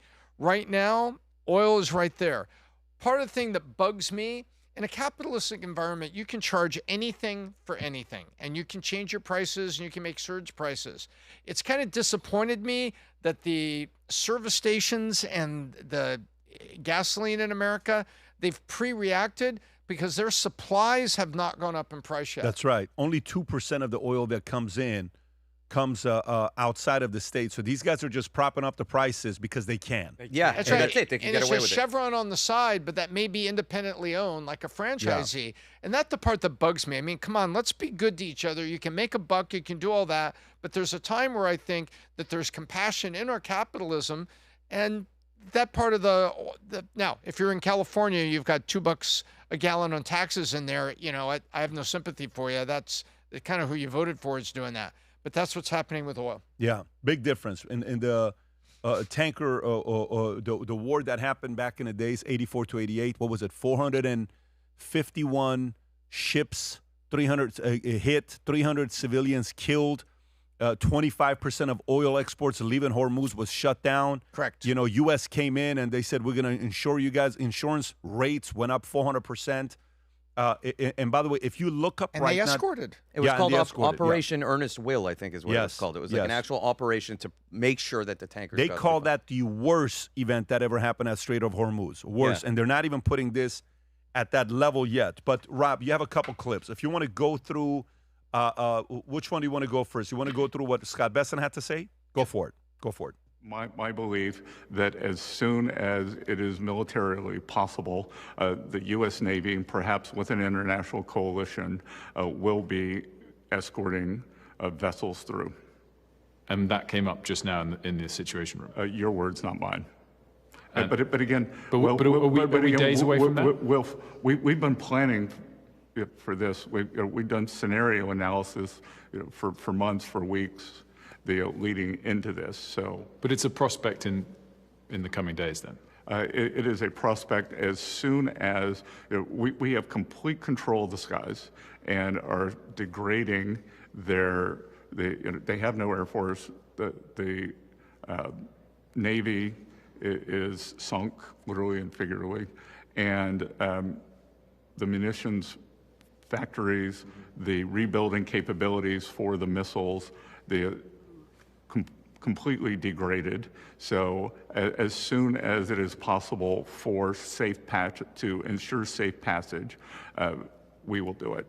Yeah, while he's saying that, you know, we got, what did President Trump say? They're releasing 400 million. Is this it, Rob? 400 million barrels? Go ahead. I'm pleased to report that earlier today, the International Energy Agency agreed to coordinate the release of a record 400 million barrels of oil from various national petroleum reserves around the world, which will substantially reduce the oil prices as we end this threat to America and this threat to the world. We don't want to leave early, do we? We got to finish the job, right? We got to finish the job. So last night, I believe he said he's released. This just got in. Is it this morning or last night? Lifting sanctions on Russian oil.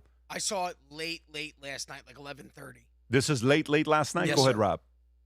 Global supply of oil is getting squeezed at the Strait of Hormuz, and officials here have to look elsewhere in the world for some oil. And they have found it on some tankers that are full of sanctioned Russian oil. It is sanctioned, of course, because Russia will not stop the war in Ukraine. So the Treasury Secretary, Scott Besson, is saying this. POTUS is taking decisive steps to promote stability in global markets and working to keep prices low as we address the threat and instability posed by the terrorist Iranian regime. To increase the global reach of existing supply, U.S. Treasury is providing a temporary authorization to permit countries to purchase Russian oil currently stranded at sea. This narrowly tailored short-term measure applies only to oil already in transit and will not provide significant financial benefit to the Russian government. There's two other levers that they are going to pull. They might waive the Jones Act, which says that only U.S. flagged ships can go from U.S. port to U.S. port, and they do plan to tap the Strategic Petroleum Reserve. Now, while this is happening, a couple things. Oman oil facility on fire. after drone strikes. This is it, Rob. I think you got right. Is that it? Those are those. Yeah, those are that's the loud Iranian drones. Delta wings. Boom. Show it. Damn. Isn't that like a suicide unmanned shed, whatever they're called? So that's that. The Shahad. Shahad, yeah. Yeah.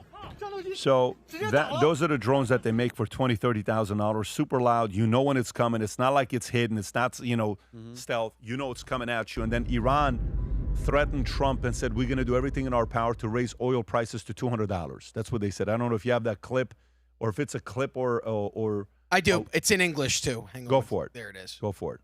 It is expected that the governments of Muslim countries will swiftly warn the criminal United States and the savage Zionist regime against such cowardly anti-human actions so that the flames of fire and war do not spread further. It's translated by Otherwise, AI. similar actions will occur in the region. And if you can tolerate oil prices above $200 per barrel, continue this game.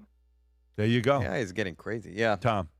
So one of the things we want to look at, they're talking about the strategic oil reserves. Rob, I just sent you the chart. If you could pop it up, and I just sent you the link literally 30 seconds ago. There you go. Click on 5 years, please. Can you spot the moment that Joe Biden started emptying the SPR for the sake of U.S. gas prices? See if you can spot the moment, right? Now go look at 1 year. And this is Trump who's been trying to refill it. So we have been trying to refill it, and we are going to be refilling it partially with some Venezuelan oil. Remember when he, Pat, remember when he said, and they owe us some oil from infrastructure and stuff, and so it's not going to go to the U.S. Refineries like Chevron and Exxon and people that were cooperating and helping us with Venezuela. It was going to come back to us. There it is. So now go back to 5 years. So basically, we're sitting here, 50% down on the SPR from where it was. It was well over 600 million barrels. And so down 50% because Joe Biden was trying to run into the election and to get a hold of inflation and get the price of gasoline down. That's what's going on. And so now the world, this is where, when we have this weapon, can you imagine if Trump had the full 600 million barrels, Pat? Don't worry about it. I got you covered. This is what the strategic reserve is all about. He would be controlling energy prices for everybody. Something I said on Wednesday, I'll say again today. We are so lucky it's springtime, because if this is protracted, the people that get hit hardest by energy prices in the United States is the Northeast because of heating oil. It's very expensive to heat your home in the Northeast, and they use heating oil. Thank goodness spring is around the corner as this goes out. But there you have it. For everybody that looked at the manipulation of the Biden campaign, and by the way, certain economists were talking about it, but largely the mainstream media, Pat, was silent on this, on how it was being, what was supposed to be a strategic emergency resource of oil was being used to artificially bring down gas prices during time of peace because they were worried about the 24 election. Yeah. Now, are you surprised? I'm not surprised that this is happening. This is what they're doing. So we'll see what he's going to do, because he's saying he's going to be tapping into it, like you said earlier. Pentagon tells Congress first week of Iran war cost more than $11.3 billion. That's what the war ended up costing, based on what Pentagon just informed Congress. Rob, do you have a clip on that? I do. Go for it. The attacks on Iran, including shipping, traffic, and energy infrastructure, have pushed oil above $100 a barrel today. Iran says that could actually hit $200 a barrel if the war continues.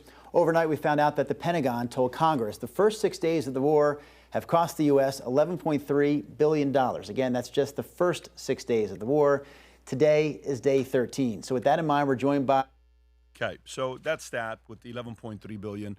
Another report comes in. Vinny, I'm going to come to you with this one for us to process. New York Times has a story, U.S. at fault in strike on school in Iran. Preliminary inquiry says that came in. We've been following this closely. A lot of different things have been said. The president and Pete Hegseth were asked about it, and they said, we don't know. My opinion is Iran was behind this, and then Pete Hegseth said, we're looking into it.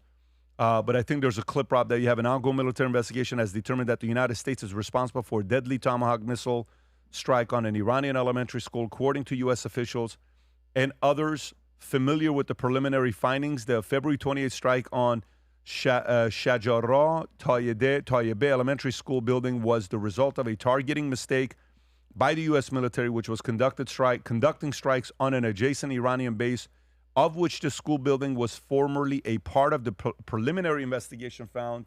Officers at the U.S. Central Command created the target coordinates for the strike using outdated data provided by the Defense Intelligence Agency, the DIA.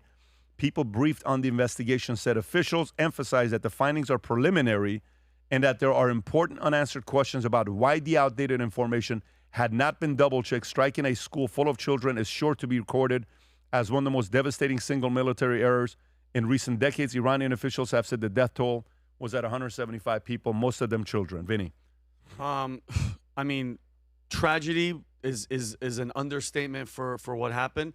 I know people say, casualties of war, and I understand that part. My thing is, we know as a military member, Pat, especially being Air Force, I know you were Army, Mike's here, Navy. What were you, Mike? Navy. Guess what?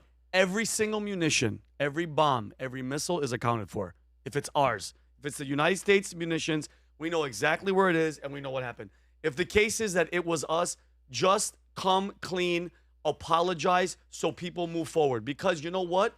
Those are 168 children who have fathers, who have brothers, who have uncles, who have cousins. What are their attitudes going to be like towards us? Think about that. And where are they? Are some of them here? Are some of them sitting around waiting to do something? This is a very, very bad look. If it is, nobody's still giving us a solid answer, but if it is us, I want them to come clean and let everybody know what happened and at least admit to the fault. Because this whole, we don't know, might have been them. And they initially blamed them right off the bat. They were like, it was Iran, which it looks like to me now it's not, but I think that you have to come clean with something like this. I get it. It's a horrible, horrible thing that happened when innocent lives are taken, are killed.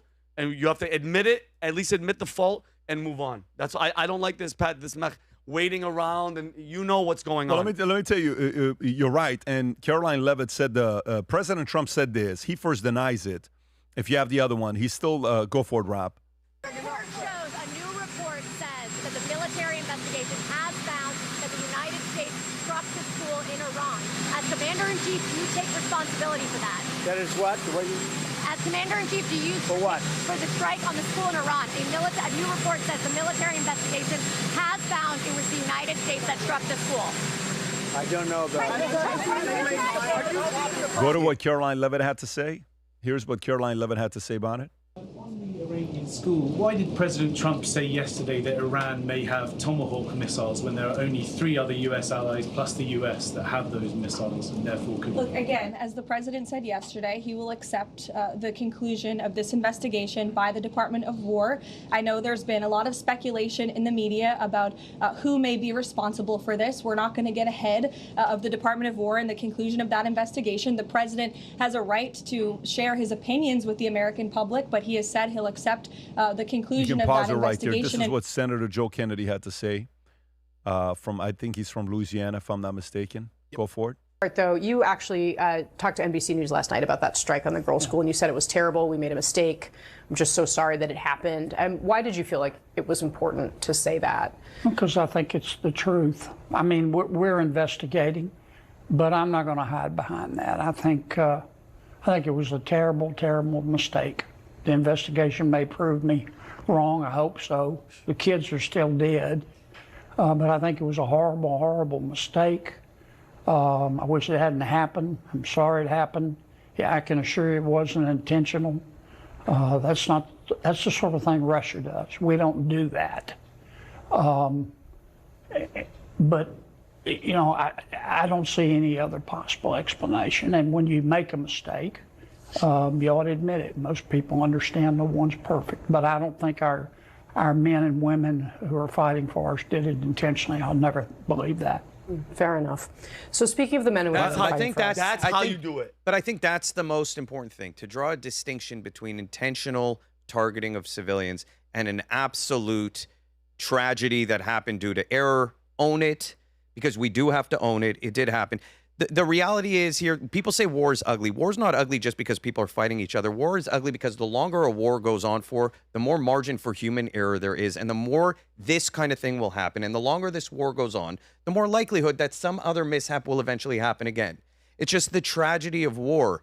I think that's the right approach, like you said, Vinny. It's a tragedy regardless of where the missile came from. Whether it came from Iran, Israel, the United States, it doesn't matter. Children are dead. Nobody likes seeing that. And it's exactly what we have to avoid, but we do have to own it. And we do have to understand that intention is everything. Yeah, but by the way, the way that he said it, the way that he manned up and he said it, that's how you do it.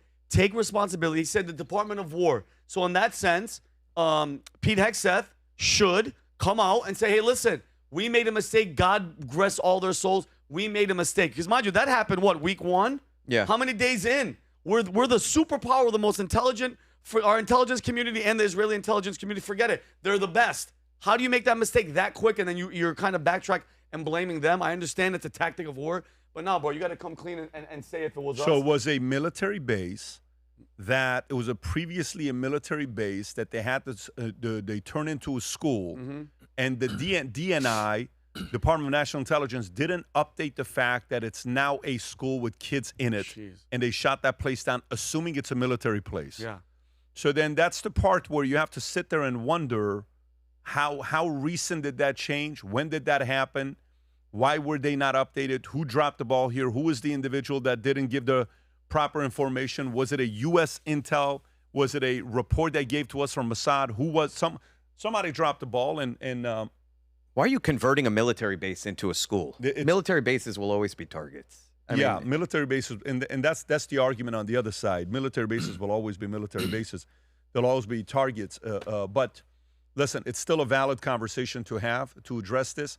At the end of the day, if you think about war, what is the one thing you never, ever want to happen in war? Innocent. Children. Yes, children. You never want that. This is horrible, devastating that something like this happened. And, hopefully they'll come out. And the way that Kennedy did it, you could tell he was in pain when he was doing it. That wasn't a comfortable moment for him. But he stood up, he did it, and he moved on. I looked it up while you were doing it. They're saying that the visible satellite, since 2018, it's been converted. Since 2018? That's a long time. That's 8 years. There's a hacking story here. Yeah. And, some years ago, back when they may have been still use them. Remember tapes?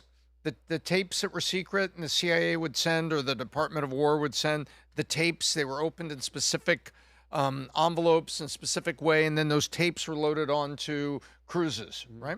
And then there was this whole thing about, Pat, about bad guys switching the tapes so that the target coordinates that are on these tapes, because sometimes the military, the guys arming the bombs don't know where the tomahawks are specifically going. Yeah. You're there to set coordinates, and you don't know what those coordinates are. Boom, and off they go. They launch from the ship, and then they go to the targets that have been set. And so now we're living in this digital world where, a change of address form doesn't get filled out, and we hit a school. Yeah. Number one, but number two, now you also have the long-term hacking of, being able to hack into defense systems and change coordinates of intended targets. That's very scary. It was actually 2016, so it's been around 10 years. Yeah. It's been around. You have to wonder, do they not do surveillance before targeting sites Well, there's also? no boots on the. I mean, how yeah, are but you, satellite surveillance. Yeah, You have. but still. You have control of their airspace. You would imagine that they could confirm targets Satellite before hitting surveillance, them. you go and you're seeing a bunch of kids coming out. Yeah. Guys. That's what I'm wondering. Property. Why? So if it's 16, 10 years, they dropped the ball on this in a big way. If it's been 10 years. Okay, let's go to the next story here. Next story I want to get to is, which one do I want to go to here? Rob, which story do I have that we want to go to next? New York City, the terror bombing and CNN's reporting of it. Oh, let's go to that one with Abby. Yes. Is that the one? Go to Abby. Dear Abby from CNN. If you have the whole clip, what page is that on, Rob? That is on page 25. Okay, page 25. CNN Abby Phillips corrects comments on ISIS-inspired attacks on CNN in CNN. Go for it. In New York City. Go ahead. Here's the original comments that she made. Two Republicans say Muslims don't belong here after an attempted terror attack against New York's Mayor Zoran Mamdani, and the House Speaker, Mike Johnson, says nothing really to condemn those comments. Another special guest is going to be with us at the table when we come. And then what's the apology? The apology is a tweet, right? It's not a video. She actually did an on-air apology as well. Let's see it. Yep. But first, this morning I issued a correction first thing in the morning on X for a mistake that I made in last night's show, but I also wanted to do so on air as well. I incorrectly said that the bombs that were thrown by ISIS-inspired suspects in New York over the weekend were directed at Mayor Mamdani. They were not. I failed to catch and correct that mistake in real time, and I take full responsibility for that. And while we do make mistakes, it is important to acknowledge and correct those errors when they happen. Vinny. They could literally have a segment where they're just doing this. Yes. Just apologizing for every single lie. And it boggles my mind that CNN still doesn't get it. What the hell is going on with their board? Pat, you guys have been on boards. You guys own companies. What the hell is going on at CNN? Isn't Larry Ellison about to buy? Like, are they buying them? Who's in the talks? They're now in the regulatory review phase. The offer has been accepted, and they're having inspection on the house, and they got to get a mortgage. Think of it that way. It's not closed yet. Tom, since I can remember, the Chris Cuomos on CNN lying, Russia collusion, COVID, all the BS that they're doing, they're still not shifting gears. And I don't even know how people Scott Jennings, I understand that he's there to debate all these people, but Rob, can you show the tweet? Can you please show the CNN tweet? Actually, they would get viewers if they did. Do you remember Bill O'Reilly's Talking Points memo? Hello, I'm Bill O'Reilly, and welcome to No Spin Zone, and here's tonight's Talking Points memo. If she started every night, hello, Abby Phillips, tonight's Thursday night, and tonight's correction is... Yeah, she'd go viral. Yeah, she would go viral every night, have a correction. And this is one of the tweets. 2 Pennsylvania teens just crossed into New York City Saturday morning for what could have been a normal day in joining the city during abnormal warm weather, but in less than an hour, their lives would be drastically changed as a pair would be arrested for throwing homemade bombs during an anti-Muslim protest outside Mayor Mamdani's house. And there's another one, Rob, and I'll read it. This the is from premise CNN. that they're average kids to enjoy a day in the city. But even Mamdani took this approach. Pennsylvania teenagers who had been apparently radicalized and had spent some time planning this entered the city with their devices. That's the opening statement. And this is another statement. example of imagine it went off. This is another example we were talking about previously. Come with on. This would have been such a major tragedy. Well, Rob, I'll just say it out loud. Oh, yeah, that the nail bomb, as they called it, misfired Rob, it's CNN, and it says, a post regarding the 2 individuals arrested for throwing homemade bombs outside of New York City, Zoran Mamdani's home, failed to reflect the gravity of the incident, therefore breaching the editorial standards we require. Oh, this is it. We require for all our reporting has therefore been deleted. They didn't just miss on how serious what happened was. You twisted it on purpose. They left out who was responsible, who the real targets were, and where the blame belongs. And by the way, that's not an accident. That's a choice. When you decide to hide those details, and you're not informing the public, you're protecting the people who did it, and you're misleading everybody on what happened. So my question is, why? Why is CNN taking the position to hide the details from the public? Why? Ilan, I'm being... It's 100%. It's propaganda. Look, these narratives have been going on for a while. If you were just... I talk to people, older people, who just watch CNN. They live in a different reality. It is actual propaganda. There's no way to explain it. You could have a situation like this, and you talk to people who just watch CNN. They come out thinking there was some massive white supremacist group that hates Muslims that was, acting chaotically, and then 2 innocent kids came along and tried to do something and were, there was something that didn't actually go off and it wasn't such a big deal. And that the big problem is the white supremacists. That is actual brain rot propaganda. It's been going on for decades. And by the way, just objectively speaking, when you get everything wrong, right, continuously in one direction, like you said, that is not a mistake. That is intentional. They're doing it on purpose. And it is always in one direction. And there's a lot of, 80%, I believe it's higher now, but 80% of people read headlines. They don't even read articles anymore. They don't deep dive into things. And so we're relying on really quick data to form our opinions of the world. And then you have people like that. No one really watches CNN anymore. You know what I mean? It's almost like it doesn't actually matter. Yeah. But this is the degradation of legacy media on full display. Literally. And they're not shifting gears. It's unbelievable to me, as a company worth as much as it's worth. What the hell are you doing? Yeah, bringing on Scott Jennings is the only reason I can even watch it. I can't even watch it that long. Is when he has to push back against these people. If not, what is it? But it's Vinny, just everybody patting their backs with false information. Yeah, you're full of crap. Yeah, we're all full of bigger crap. than just the media. This is stuff that goes on in advertising. This is stuff that goes on in Hollywood. There is some orchestrated decay of society. I was going to talk about this earlier, but there's a speech by Reagan years ago. Do you guys remember the speech where he said, by the time our enemies come to us, we won't even stand up and fight them? There's a really good speech that he gave. And that's essentially what's been happening to us. Yuri Bezmenov, or whatever his name is, had talked about the degradation of America, our ability to fight enemies. And I think that's a speech right there. We must fight. We must fight. We must fight right there. It's a powerful speech that captures today everything that is going on. This isn't a new tactic. You can go back 20 years and look. There was this documentary that came out in the UK that was called Undercover Mosque, and it literally showed the infrastructure in the mosques that were funded by the government that were considered the most secular mosques, and how they were connecting to like actual terrorist organizations overseas. You know who was arrested? The guy who went in and documented it for hate speech. Yeah. And now we look where the UK is today. We're not far behind. Well. And so the media, our advertising, Hollywood, all these stuff are designed to make us weak, susceptible. And we wonder where the young men that gave their lives in the completely wrong, most perverse way in the subway bombings came from. Where did it happen? Yeah. Where did they go? Bingo. Right here. They were being radicalized. You know, it's the guys that radicalize them are never guys that straps on the vest and gets on the subway. Never. It's the young, displaced males that they're able to radicalize and send out on suicide missions. yeah, they're I mean, highly look, susceptible. There's an identity crisis for a lot of young men. And let's talk about California. So a few things. FBI says Iran plotting drone attack on California as retaliation for the war. Terrifying FBI alert that came out. Rob, go ahead and play this clip. So new reporting just coming in of a warning to law enforcement in California from the FBI that Iran could retaliate against U.S. strikes by launching drones at the West Coast. This is coming from ABC News reporting. National correspondent Matt Finn joining us live from our L.A. bureau. Hi, Matt. Hey, Martha, so there is this ABC report that the FBI has warned police departments here in California that Iran could launch a drone attack somewhere on the West Coast, possibly targeting California. This drone attack could, potentially come from an unidentified vessel. Well, I've talked to some LAPD sources who say so far LAPD has not been made aware of any credible drone threats here in Los Angeles. One LAPD source tells Fox News that there has not been. Top U.S. drone expert says Iran could make deadly California strike at any second. We're extremely vulnerable, okay?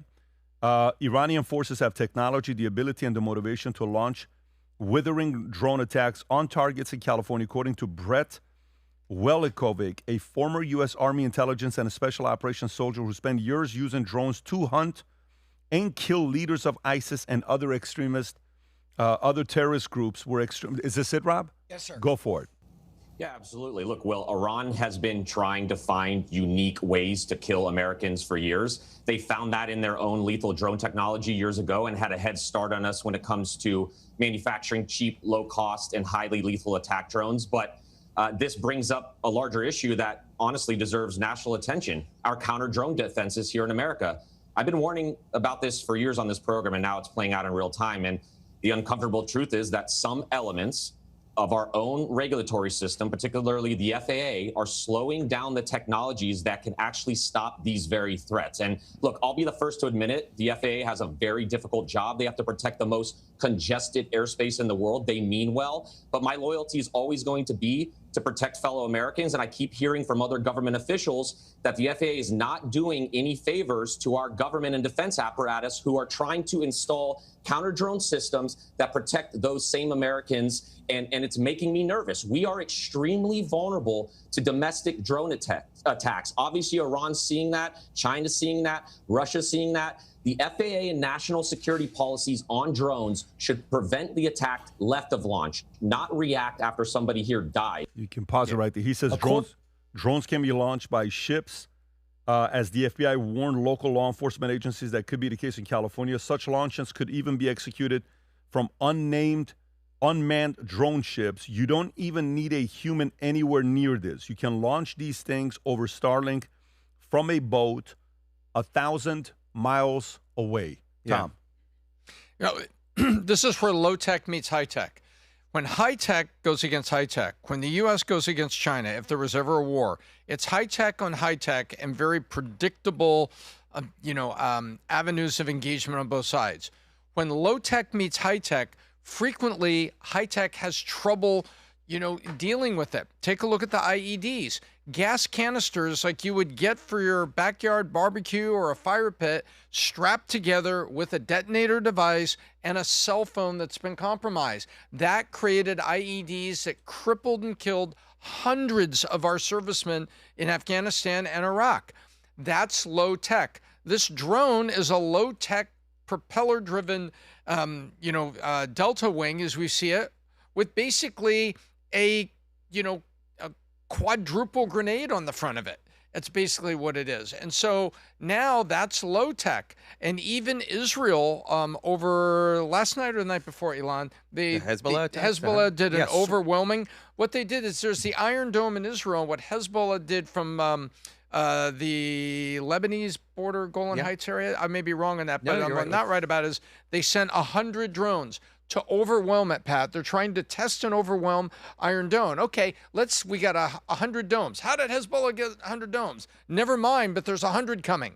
And so here they come. And now they're trying to overwhelm it, saying, okay, come and get us.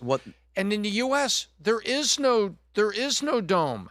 So if there is... So is this a possibility? In your opinion? Yes, it's a possibility. Could this happen in California? Yeah. Some said it was a false story that was amplified. Let's never mind that. What if there were two that were there that they wanted to go launch against some school in California, in Hollywood, because they don't like the extreme liberalism? And be careful, guys.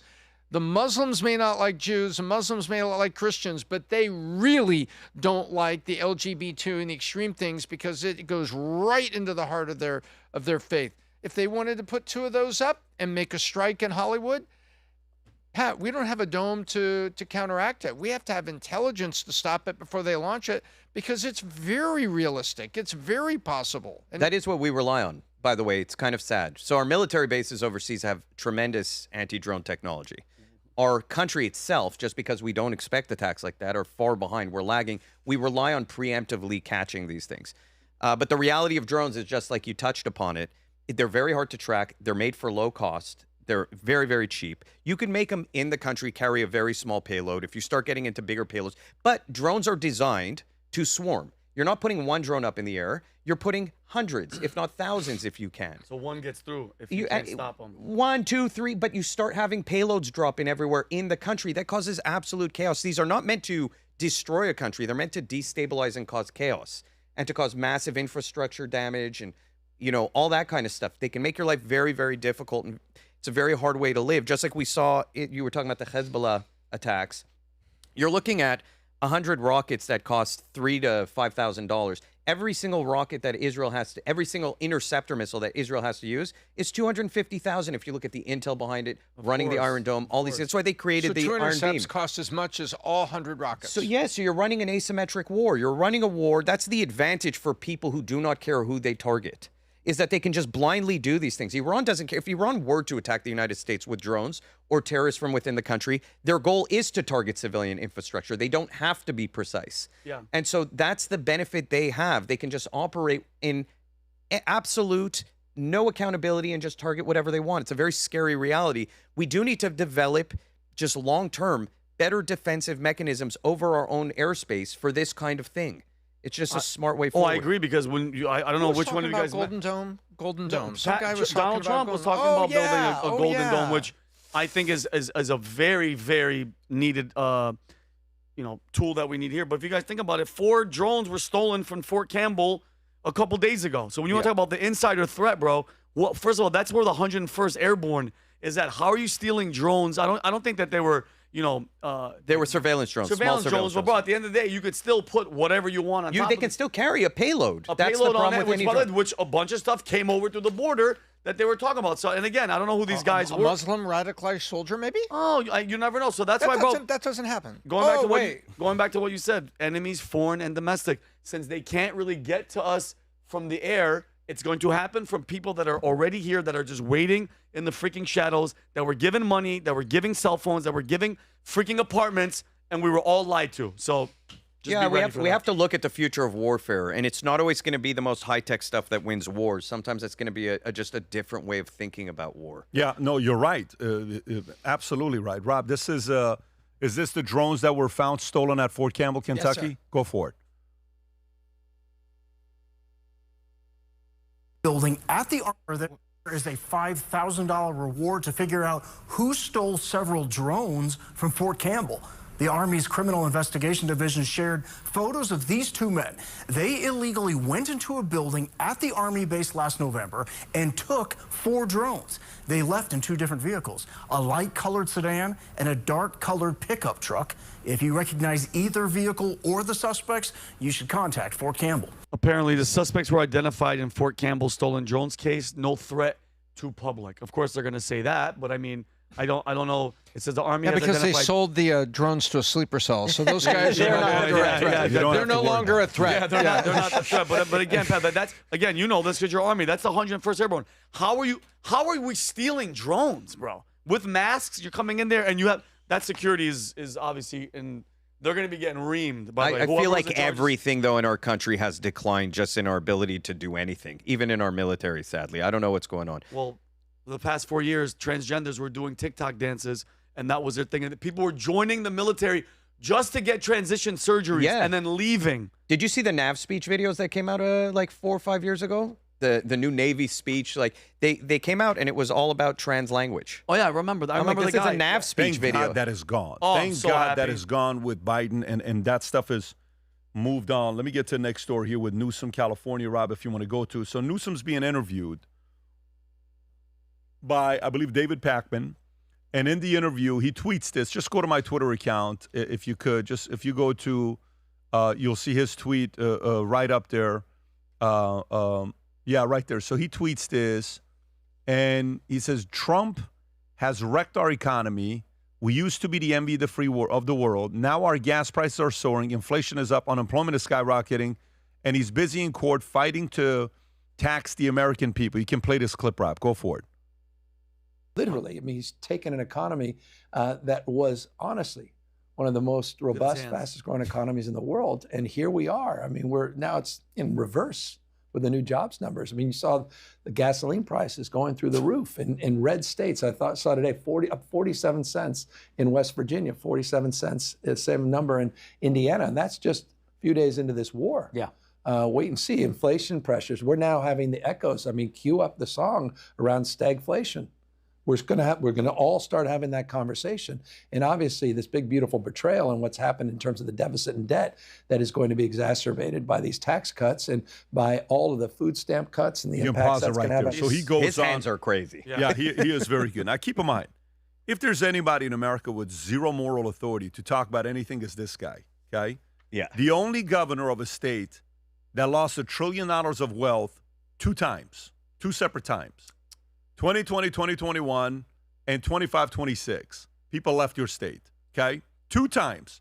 And what's even more embarrassing than that is he's the leading candidate for the Democratic Party at 19% on a CNN poll. Not a Fox poll, a CNN poll. Harry Anton couldn't even control himself saying that nobody is excited. He called it a clown show of what's up there with candidates, but that's Newsom for you. And while this is happening, Yamaha, that's been there for I don't know how many years. I don't know what the number is, 57 years, 50 years. Yes. Is leaving California. Bye-bye. Number 2, Howard Schultz. He's obviously a different story because we'll get into the Howard Schultz story. Yamaha's leaving California. A bunch of other things that's going on. Vinny, your thoughts with what Newsom is saying here? He's obviously delusional, and it's like how much of this show that he's putting on is resonating with the actual people. How much of, because again, he's still going after Trump. I'm curious to when, Pat, do you think it's going to be 1 year out where he does the shift and he says, whoever's the front runner, that's where he's going to shift all this to? Because you are completely blind and actually ignorant if you're believing it and living there and not seeing it. My mom lives there, my sister, my brother, my nieces, my nephews.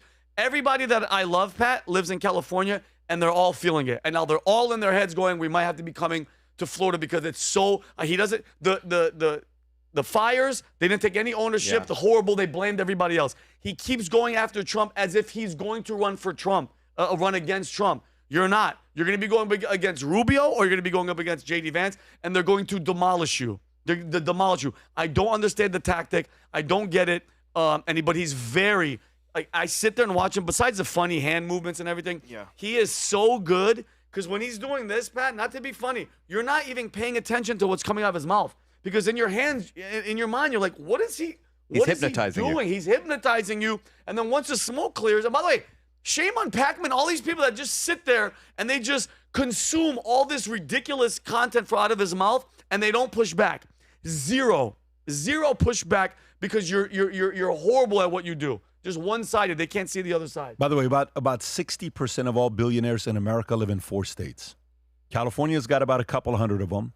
New York's got about 140 of them. Florida's got about 115 of them. And Texas got about 80 to 85, 60%. California, the way he's going right now, he's about to lose a lot of people. It's not even the end of it. It's not even the end of it. This is just policies they're looking at right now, sitting there saying, why would I stay here? For what reason? Is it just a lifestyle? Is it? And by the way, 2026, if you're a Democrat strategist, then go to a Republican strategist. If you're a Democrat strategist, you don't care who it is. You just want to have somebody win so you can get in there, right? Yeah. And you're looking at Newsom. You have to think about the good, bad, and the ugly. How do you sell him? What are you most concerned about? How do I sell him? How do you sell him? He looks presidential. He looks, good looking, wears a suit, knows how to communicate. You can't take that away from him. That's the selling point. What was the second part? What is the threats? What areas are you going to have a hard time with him? His track record, his resume is absolutely horrible. His flip-flopping on stances was transgender and sports and this and that, and just all the lying, all the taxes, all the people leaving, all the the horrible response to the fires and blaming everybody and talking about land grab. That resume is going to come back to haunt him. The app that shows you where all the human feces is around San Francisco, what he did when she came, made all the homeless people disappear and praise a foreign leader. That's all going to come back, Pat. And COVID, the worst. COVID hypocrisy. Told everybody, stay home, don't leave your house, because I was there. And meanwhile, he's at the French Laundry chilling, drinking, and having a freaking good time. The hypocrisy is going to come back and bite him in the butt. And I honestly think that Gavin Newsom, that Kalshi chart prediction is going to drop. Day one, who's getting the money? You know how day one typically there's somebody that starts with $100 million, $200 million? Day one, who do you give the money to? Be supporting him beyond PACs. The PACs that are out there. And now we know how the PACs are getting money. The hospices in California that were fake and everything, a lot of that money came back in. We know it came back in Minnesota because we've seen evidence of it initially, and now we're waiting to see the rest of the evidence and prosecutions in Minnesota that the money that went to the fraudulent places, Pat, went back into the investment, similar to the way the Ukraine money, we called it on this podcast 2 years ago on how the Ukraine money was making a round trip back. Oh, you would give $1 billion to Ukraine, 800 came back to Raytheon, and then 50 million, oh my gosh, made it back to a PAC that was supporting, this particular Senate candidate. Wow. Yeah. So we're self-funding our campaigns. So I'm waiting to see where the PAC money is that's going to come here, because he doesn't have a Sheldon's widow the way the Republicans do, Pat. He doesn't have those yet. And the people that are out there that were the Silicon Valley, the tech bros, as they call them, they're not in his camp. No. They're not there at all. So when you look at this, hey, is there a Kalshi on the national election? Take a look at that. Well, as they say, what a difference a day makes. Could you move that off there so we could see the end? What a difference a war makes. Wow. Look at this. This is J.D. Vance. And by the way, Rubio this isn't from one nowhere to now right behind both of them. Yeah, and really Pat, quick. Look at the number on the lower left corner, Pat. 18 million. 18 million has been put up by people putting their opinions out on Kalshi. You can be part of it. Put your name, get a Kalshi account, go put some money in where your opinion is and watch it unfold. Yeah. You can do it. This is how prediction markets now are showing. What is it on Rubio right now, Rob? If you put $1,000 on Rubio, what happens? Can you pull that up so we can see what happens if somebody puts $1,000 on the prediction market? So you put 18 cents on Rubio, what do you get? You'll get the 82 cents minus the fee for the House. So you put $1,800 right now. Rubio wins. You're getting $8,300 minus the fee. Is that the way to look at it, Tom? Yeah, because you're betting at the 18 cents and the other half. So you could actually click on the yes, and it'll tell you exactly what you can expect. There you go. Where does it show it? Tom, you said there you go, but I don't know what there you go means. I want to know, like, if I put on a thou, what do I get on that? Humberto, can you let us know what happens if a thou is put on here? You would get 1,000 divided by 18 cents is sort of the votes that you'd be making. $1,000 divided by 18 cents be the number of votes. 5,000? No, that would be 5,555. Not a bad bet. 0.55. If you put 1,000 on the position of Rubio being president, you're going to win $5,500. That's what it says. Yeah, I just divided 1,000 by 8.18. Right. Because that is what's 20 cents times so 5? you're telling me a 3-year investment of you put $10K on Rubio could turn into 55,000 minus fees? Correct. Yeah, you're 5.5xing. Yeah. I don't know.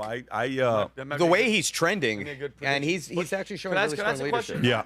How much? Where do you think the 18 million is coming from? People are making that exact prediction. So that 18 million, and some people are putting $500,000 saying they think Rubio, so $500,000 is going to turn into, $2.5 million. But the big thing is the prediction markets are coming true, and they are now leading even the best of the polls. You look at how the polls end up. It's really amazing. How much do you think the odds of Rubio winning in 2028 are gonna matter about how the outcome of the Iran war not as much finishes? Is it gonna affect him, Pat? Not as much. He's not vice president. I think it hits J.D. Vance. No, but he's been a big proponent, and he's been in front of the mic talking about Iran. You haven't heard one thing about J.D. Vance. All I've heard is Rubio. So how much of that, if this is not a success and isn't ended within, let's say, 6 months, how much does it affect, Pat, his 2028 bid? Because that's what they're going to use against him. They're going to say, your party said no new wars. Look what you guys are doing. Look what you guys are bombing schools and blah, blah, blah, blah, blah. How much you don't... It all depends on there's so much time between now and then. It depends on his rhetoric. Like, in other words, if he's offering off-ramp solutions, if this does get dragged out... Yeah.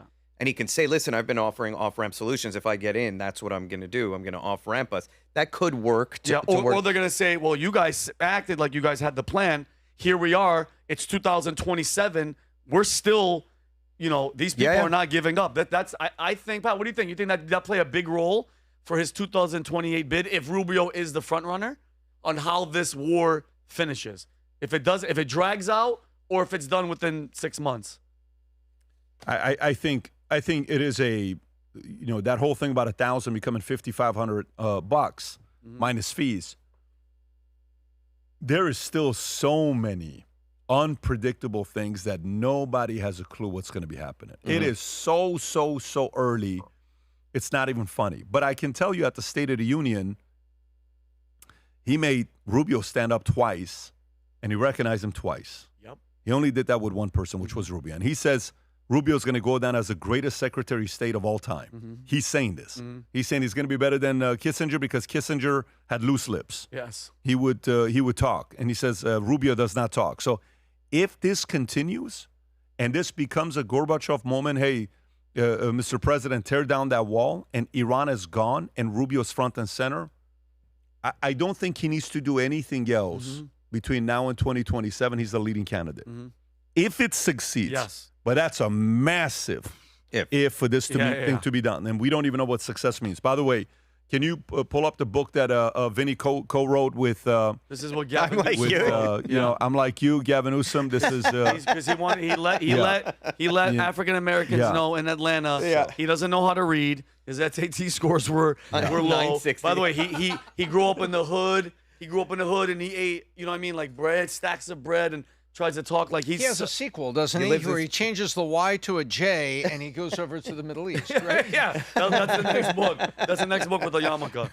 And by the way, just so you guys know, that's AI. That's AI. You don't need to go not his actual book. double check and that's not his actual verify book. whether that is real or not. Let me go to a couple things here before we The wrap hair up. was real. The expression was AI. I want to show a clip I saw about fatherhood of a picture he saw at a gathering when his 8-year-old son looked at him and what it did to him, okay? This is a conversation, an old conversation with Brian Dennehy, an actor. If you don't know Brian Dennehy, he's been on a lot of different things. Great A movie. lot of different movies. You've seen him many, many times. If you don't know the name, you definitely know the movies he's been in. Silverado. Yeah, Tommy Phil, Boy the First Father. Blood, Tommy Boy, Silverado. You got Rambo. He's been everywhere. And he's being asked about the role alcohol played and what moment was it for him where he stopped drinking alcohol. Watch this conversation here. Go for it. I was always a kind of a sneaky drinker. If I was on location or in a hotel someplace, maybe every once in a while I get blasted at home. But when I was at Thanksgiving years ago, 10 years ago, 12 years ago, and my son Cormac, who is now a freshman at Syracuse, and whom I love beyond measurement, and it was Thanksgiving, and it was 11 o'clock, and we had a whole bunch of people there, and I was having a glass of wine. I was fine. I wasn't even high at that point. But as I'm looking around the room, my eyes catch his eyes, his 8-year-old eyes, and he was looking at me with that look, and the look said, "What's he going to do today? How bad will it get today? How far will he go today?" Wow. I knew it immediately, and I remember putting the glass down, but that was the end of that part of my life. I mean, I was always a kind of a sneaky drinker. How do you process that? Oh man, like you know how everybody has their moment. You know what my moment was?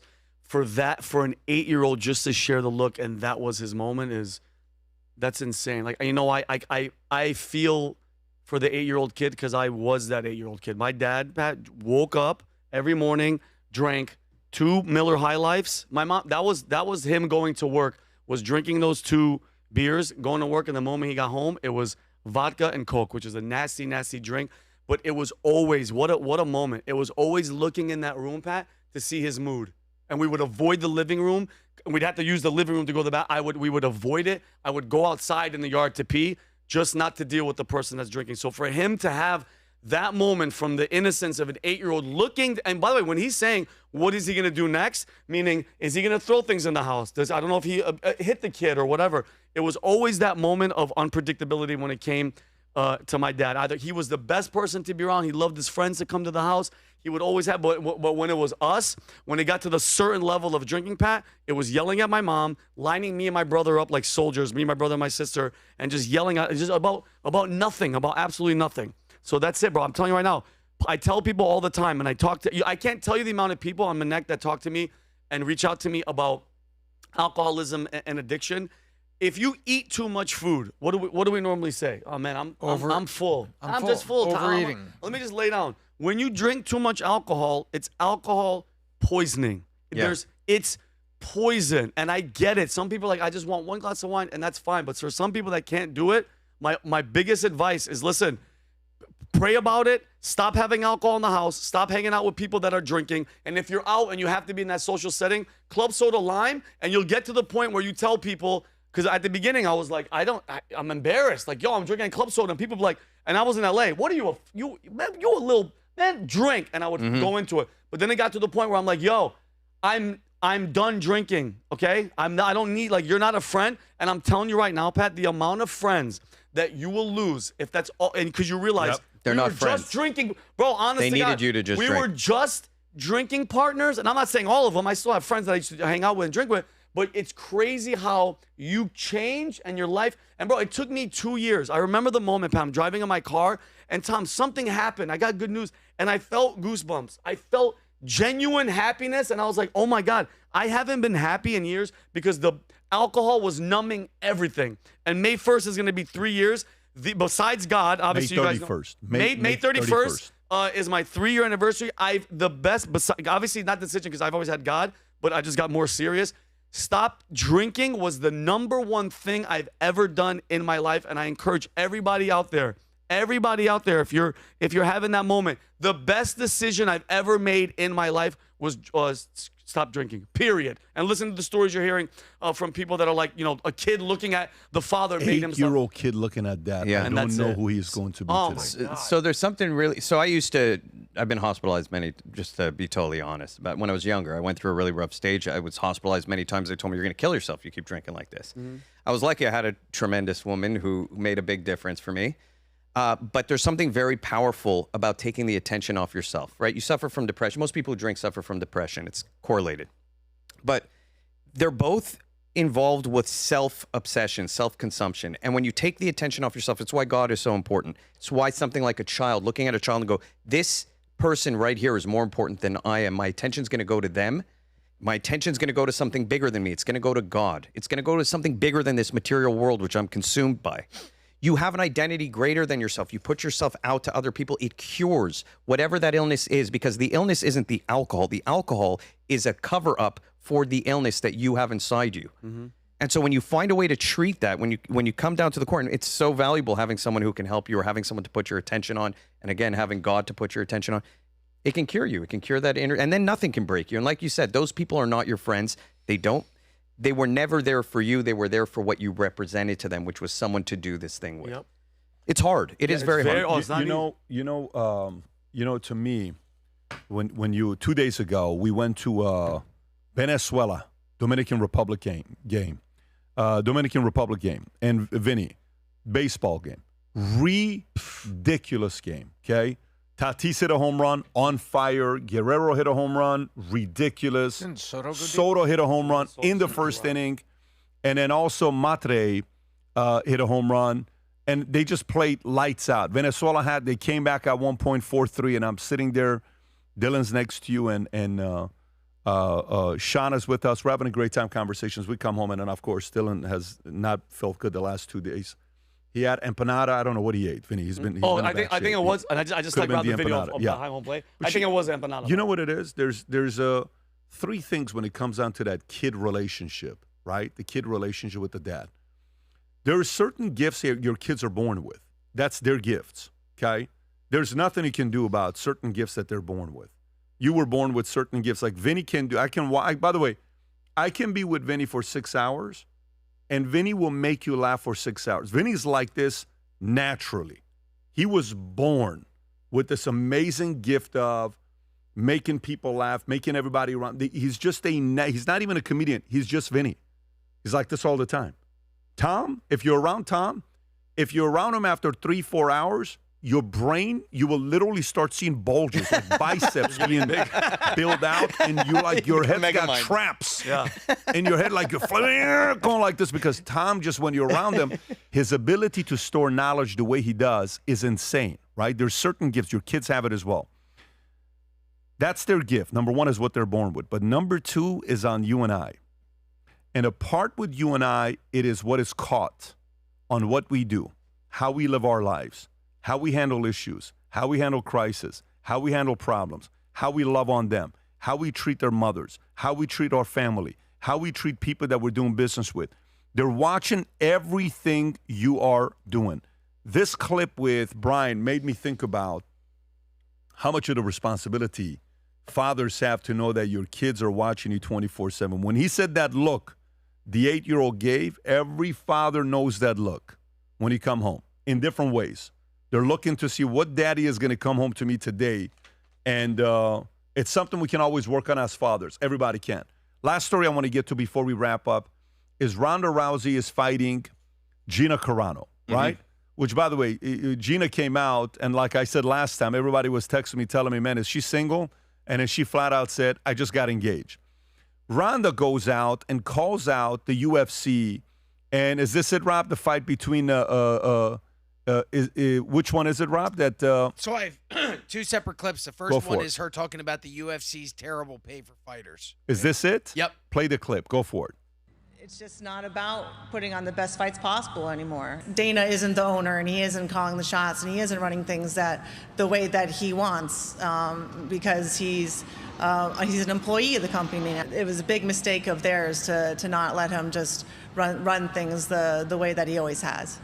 Oh, he knows the White House card sucks. Like, he knows that they were pushing this for over a year, and it fell extremely short of expectations. I mean, he was so upset about it. He was talking about a fight falling out the day before. You know, it's I can guarantee you he's not happy with it either. It used to be that UFC was the best place that you could come in combat sports to make a living and be paid fairly, and now it's no longer. It's one of the worst places to go. It's one of the it's why so many of their top athletes are leaving to go and find pay elsewhere. It's why their champions like Valentina are selling pictures of their titties on OnlyFans. You know, like these people are, a lot of them at the ground level, they can't support their families. They're living poverty level fighting full time. This company just got $7.7 billion. There's no reason that they can't afford to pay their athletes at least a living wage. I'm happy I'm out of that. There's so much to That's talk all what about. I can say. I mean, the UFC's had this problem for years. It's pretty interesting.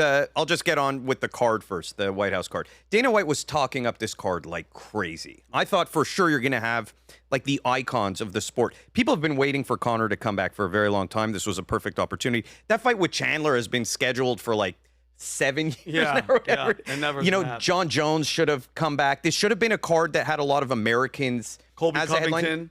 You have Justin Gage. Colby would have been great. Colby would have been just because of how vocal he is. But Justin, yes, he's American. But you have Ilia Topuria fighting him, who's going to realistically wreck him.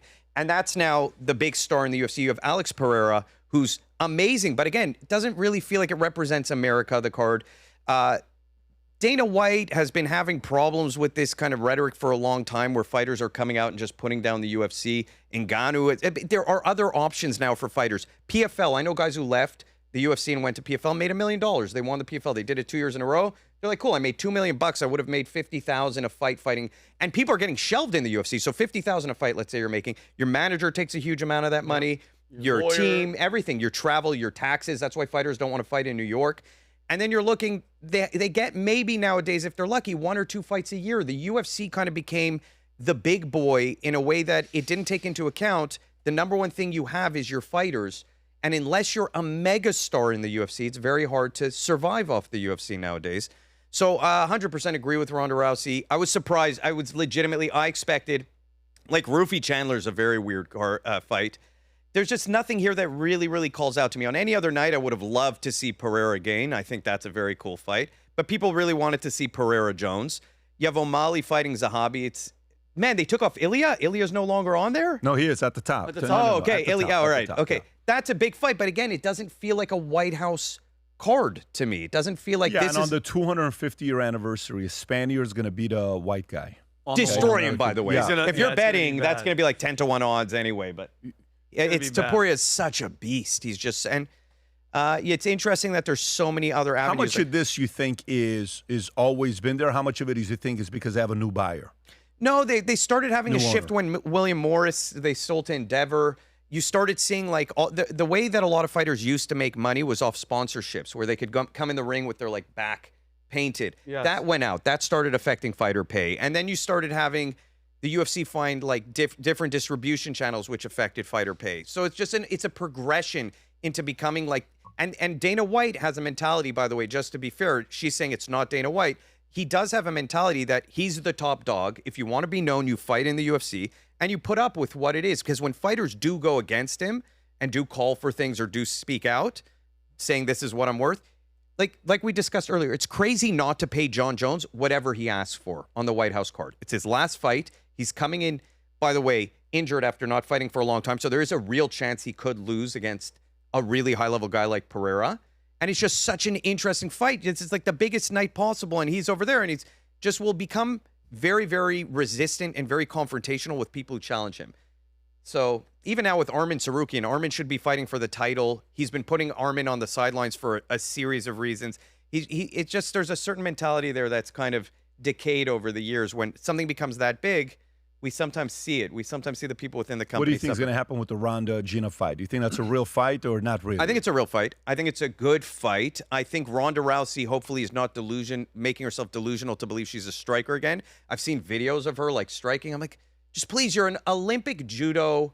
She's a silver medalist in judo. I think she's so. unbelievable at grappling. She has certain flaws in her game. She never really had a good double leg takedown in judo, translating into UFC, into MMA. You don't have the gi. The grips are different. The sweat's different. It changes the game, but that was always her strong point. She went down. So I do think it's going to be a real fight. I really want to see it. To be honest, it's one of the more interesting fights I can watch now. And I do like nostalgic fights. The UFC should be focusing more on those kind of What things. are the chances? What are the chances that last minute Dana's doing this because he wants it to come here and all of a sudden he announces a massive fight? I don't buy it. You don't buy that? Not in a million years. Yeah. And you heard about the 85,000 tickets, how they're going to be doing it, Rob. If you want to play this clip, go ahead. The way that the White House is laid out, you got the White House, you got the South Lawn, and then there's a road, and then the ellipse is a park that's right there. We're going to be ticketing 85,000 people in the ellipse, and the tickets are free. And we'll announce how we're going to be giving them away soon. But you should plan on going to Washington, D.C. for this event. The way 85,000 and tickets are free. Can you imagine the security? That is insane. During a war, we're currently in a war, and it's not going to stop anytime soon. I don't believe. That is a crazy security risk. Yeah, I don't know how you vet 85,000. This is what Joe had to say about it. Go for it. Wow. You excited for the White House card? That looks really good. Yes. I'm excited. It sounds crazy. I know it's going to be very high security and high stress and weird to have a fight at the White House in the middle of a fucking war. But I would hope the war will be sorted out by June, but quite honestly, I'm not confident that that's going to be the case. No. Yeah. No. Yeah, so that would be weird. Yeah. Having this very high-profile event where everybody's in one place at one time right there. I hadn't thought of that. Yeah. You excited for the White House? You haven't thought of that. It's Guess scary. what? I thought about it before. I've never even seen this clip. Yeah. Like, you got to think about that. But 85. Do you understand what 85,000 people looks like? It's impossible. And it's free? Yeah. Like, what you can't. You're not doing background checks on everybody. I don't know It's what impossible. the plan is. I don't know how I don't see how it's physically possible to have security for an event like that in a way that it actually is fully secure. Yeah. What's this, Tom? No, I think it's easy to pick on somebody like Dana White. When you take a look at all professional sports leagues, somebody took the risk, somebody built it, somebody built it up, and there were things that came along. TV deals come along, sponsorships come along, and then the players say, we want more of it. That's normal. That's why MLB's got the MLBPA. That's why the NBA has got Players Association. And they make contracts and they decide what % of revenue is going to be players, what % of revenue is going to be the league. But they have to remember, there is no UFC, if Dana White doesn't put it all together. And I think it's easy to pick on him and they can say, oh, I don't like how it's become. But I think at the end of the day, you got to remember that without it, there is no platform. That doesn't mean there's a saint on both sides, but the entrepreneur always takes the arrows later when it's big. Yeah, I that's think. fair. And that's so. He's in an impossible situation for sure. He's dealing with the people who invested. He's also dealing with the fighters. He's a very down-to-earth, gritty guy. He speaks his mind. I've That's seen the him being situation today. Go back 10 years ago. Oh my gosh, Dana got us this TV deal. Oh my gosh, we're going to be on ESPN. Oh my gosh, before that. And so somebody had to drive that. He was the driver of that. MMA exists because of Dana White in the early years of the UFC being willing, and the investors, the Fertitta brothers, I believe, were the two that they took a massive chance. No one believed the UFC would be a big sport. The problem is now that there are, in fact, other avenues. There is competition. You have ONE FC, which is massive across Asia. You have PFL. You have all these other organizations that are coming up. Which is also normal market development, Yes, and right? people You are prove leaving. There's a market. Somebody says, I'm going to make something a little different, and I'm going to go over here. And And by the way, he's always said, if you want to That's do the it better, markets. go start a company. If you want, and by the way, but what Ronda said there, it's very important that one thing we're leaving out. Who is running that Netflix event? Who's the guy that's putting it together? Who was between Gina and Ronda when they were going up and facing off? Who was right in between them? Jake. A guy named Jake Paul. Yeah. What has Jake said about Dana and UFC the last 4, 5, 6 years? Oh, exactly this. He's been saying a lot. He's slowed down a little bit on the criticism. I think a part of it is because Logan did a deal with Dana at UFC with Prime, and maybe a part of it was like, listen, tell your brother to kind of leave me alone a little bit. But you don't think Jake is in Ronda's ear? You don't think Jake is in Ronda's ear talking about what's going on with fights? And by the way, what is Ronda and Gina going to make in this fight? Can we find out what they're making in this fight? What are they each making in this fight? It's going to be hard to know if they don't get back end points or if they do get. Well, give me a high low. I mean, there should be a guesstimation. The world, this is going to be one of the biggest viewed fights because everybody's been wanting this fight of Ronda Rousey, Gina Carano. You know, two very attractive girls going up against each other. Is there a rough rumor? Say, are there rumors and speculation of what it's roughly going to be? Likely be 5 to 10 million. Okay, and how about Gina? She previously got 3 million. Gina, 2 to 5 million. Okay. And what's the most these two girls ever got paid? Type in what is Gina Carano and Ronda Rousey's career earnings? What is Gina Carano and Ronda Rousey's career earnings in UFC? And what did Gina fight? Gina fought Pride? She fought in, no, she was before. She kind of paved the way for women in the UFC before Ronda. Career earnings, not just UFC, because what I'm trying to find out is what both of them got paid. What are career earnings for Rousey and what does it say? 18 million. That makes sense for Ronda. She's made 18 million? Yeah. From fighting. Not sponsorship. Go 571, 1.8, 4.9, 4.5. So she got paid 4.9 for Ronda, Amanda Nunes, 4.5 for Holly Holm. And then she's going to get paid, what, 5 to 10 million? Yeah. How bad do you think Jake wants to pay more to Ronda than any fight she's ever gotten paid? I guarantee you Jake wants to pay more. 100%. But also keep in mind, though, that 4.9 million was when Ronda was at the peak of her career. It was ridiculous how she was the ultimate megastar. She's getting 10 million now after being in WWE for whatever. By the way, Gina, I mean, there was reports when she sued Disney, allegedly, she got like a huge payout where Elon funded it. Yeah. Like $115 million. You know what Gina's career earnings is? Probably not that. 300,000 to 600,000 in 8 fights. Because there was no mainstream women's fighting when Gina Carano was fighting. People don't, guys like Ken Shamrock. Yeah, don't have much money. Like there's guys. They were in the beginning. They were in the beginning. They built it for the people. Look, here's what I will tell you. Okay, there are certain guys in the space that are great commissioners that have brought a lot of eyeballs to the business. There's not a better commissioner than Dana White. The one thing people forget is the following. When you work with somebody and you don't have anything going on in your life, and this person works their ass off to build a platform, your life changes while you're going through the process of going from, not having anything going on to all of a sudden you have so many things and everybody in your ear starts saying, Dana doesn't pay you a lot, Dana doesn't. During that period, you're in such gratitude mode. Mm-hmm. Oh my God, Dana changed my life. And then all of a sudden people get in your ear and then you say, screw Dana. It's all his fault.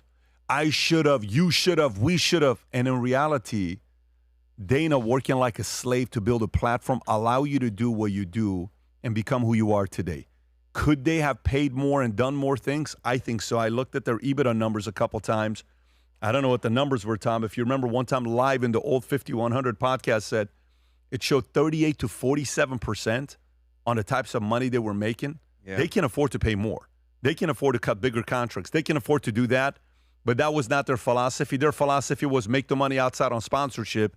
But they don't even let you do that. They don't let you come in. They have the Reebok. The contracts are so controlled that it has to go through them. Look, again, capitalism's going to do its part, and then you have to make proper adjustments. And if that's what's going on right now, they'll have to make the decisions themselves business-wise. But Dana's a G, and Dana built a platform that a lot of people around the world are benefiting from and entertain. How many fights can you remember where you were at and you watch, oh my God, what's on? He built it. I'm not arguing that 100%. I just worry about a lot. People don't realize what fighters go through. I've done combat sports my whole life. I wasn't even remotely close to competitive like this. I've torn ACLs, I've torn meniscus, I've herniated discs. I know guys who've been fighting and they put their health on the line because they believe in it, and they also want to have a better life for their families. Again, so much money is going out to their manager. So much. You want to see a fighter at the end of his career who might not have been the top 5 in the top 5, but was in the top 10 or top 15, who can take care of his family when his career's done. And that's what I want to see. Jake sees that as an opportunity, and if there's anybody that could pull it off, Jake's the personality.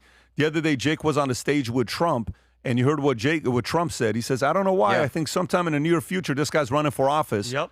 And I believe in him. And by the way, I've said this with Jake and Logan for many times. There's something very, very likable about Jake Paul. There's something likable about him. I don't know what it is. There's something very authentic. Don't get me wrong. He's a troll. He does his thing. He plays the game. He does all that stuff. But if you're ever around him, there's something very, very attractive and likable about Jake Paul. Anyways, end of the podcast. Gang, today's what? Today's Friday? Friday the 13th. Okay. No. Really? I didn't even realize that. Today's Friday? Yeah, it is Friday the 13th. That's man. Uh-oh. On behalf of the market, thank you very much for Here we pointing go, that out. folks. What do we do now? Anyways, that was so random. have a great weekend. Have a great weekend. And we will do this again on Monday. God bless everybody. Take care. Bye-bye. Bye-bye.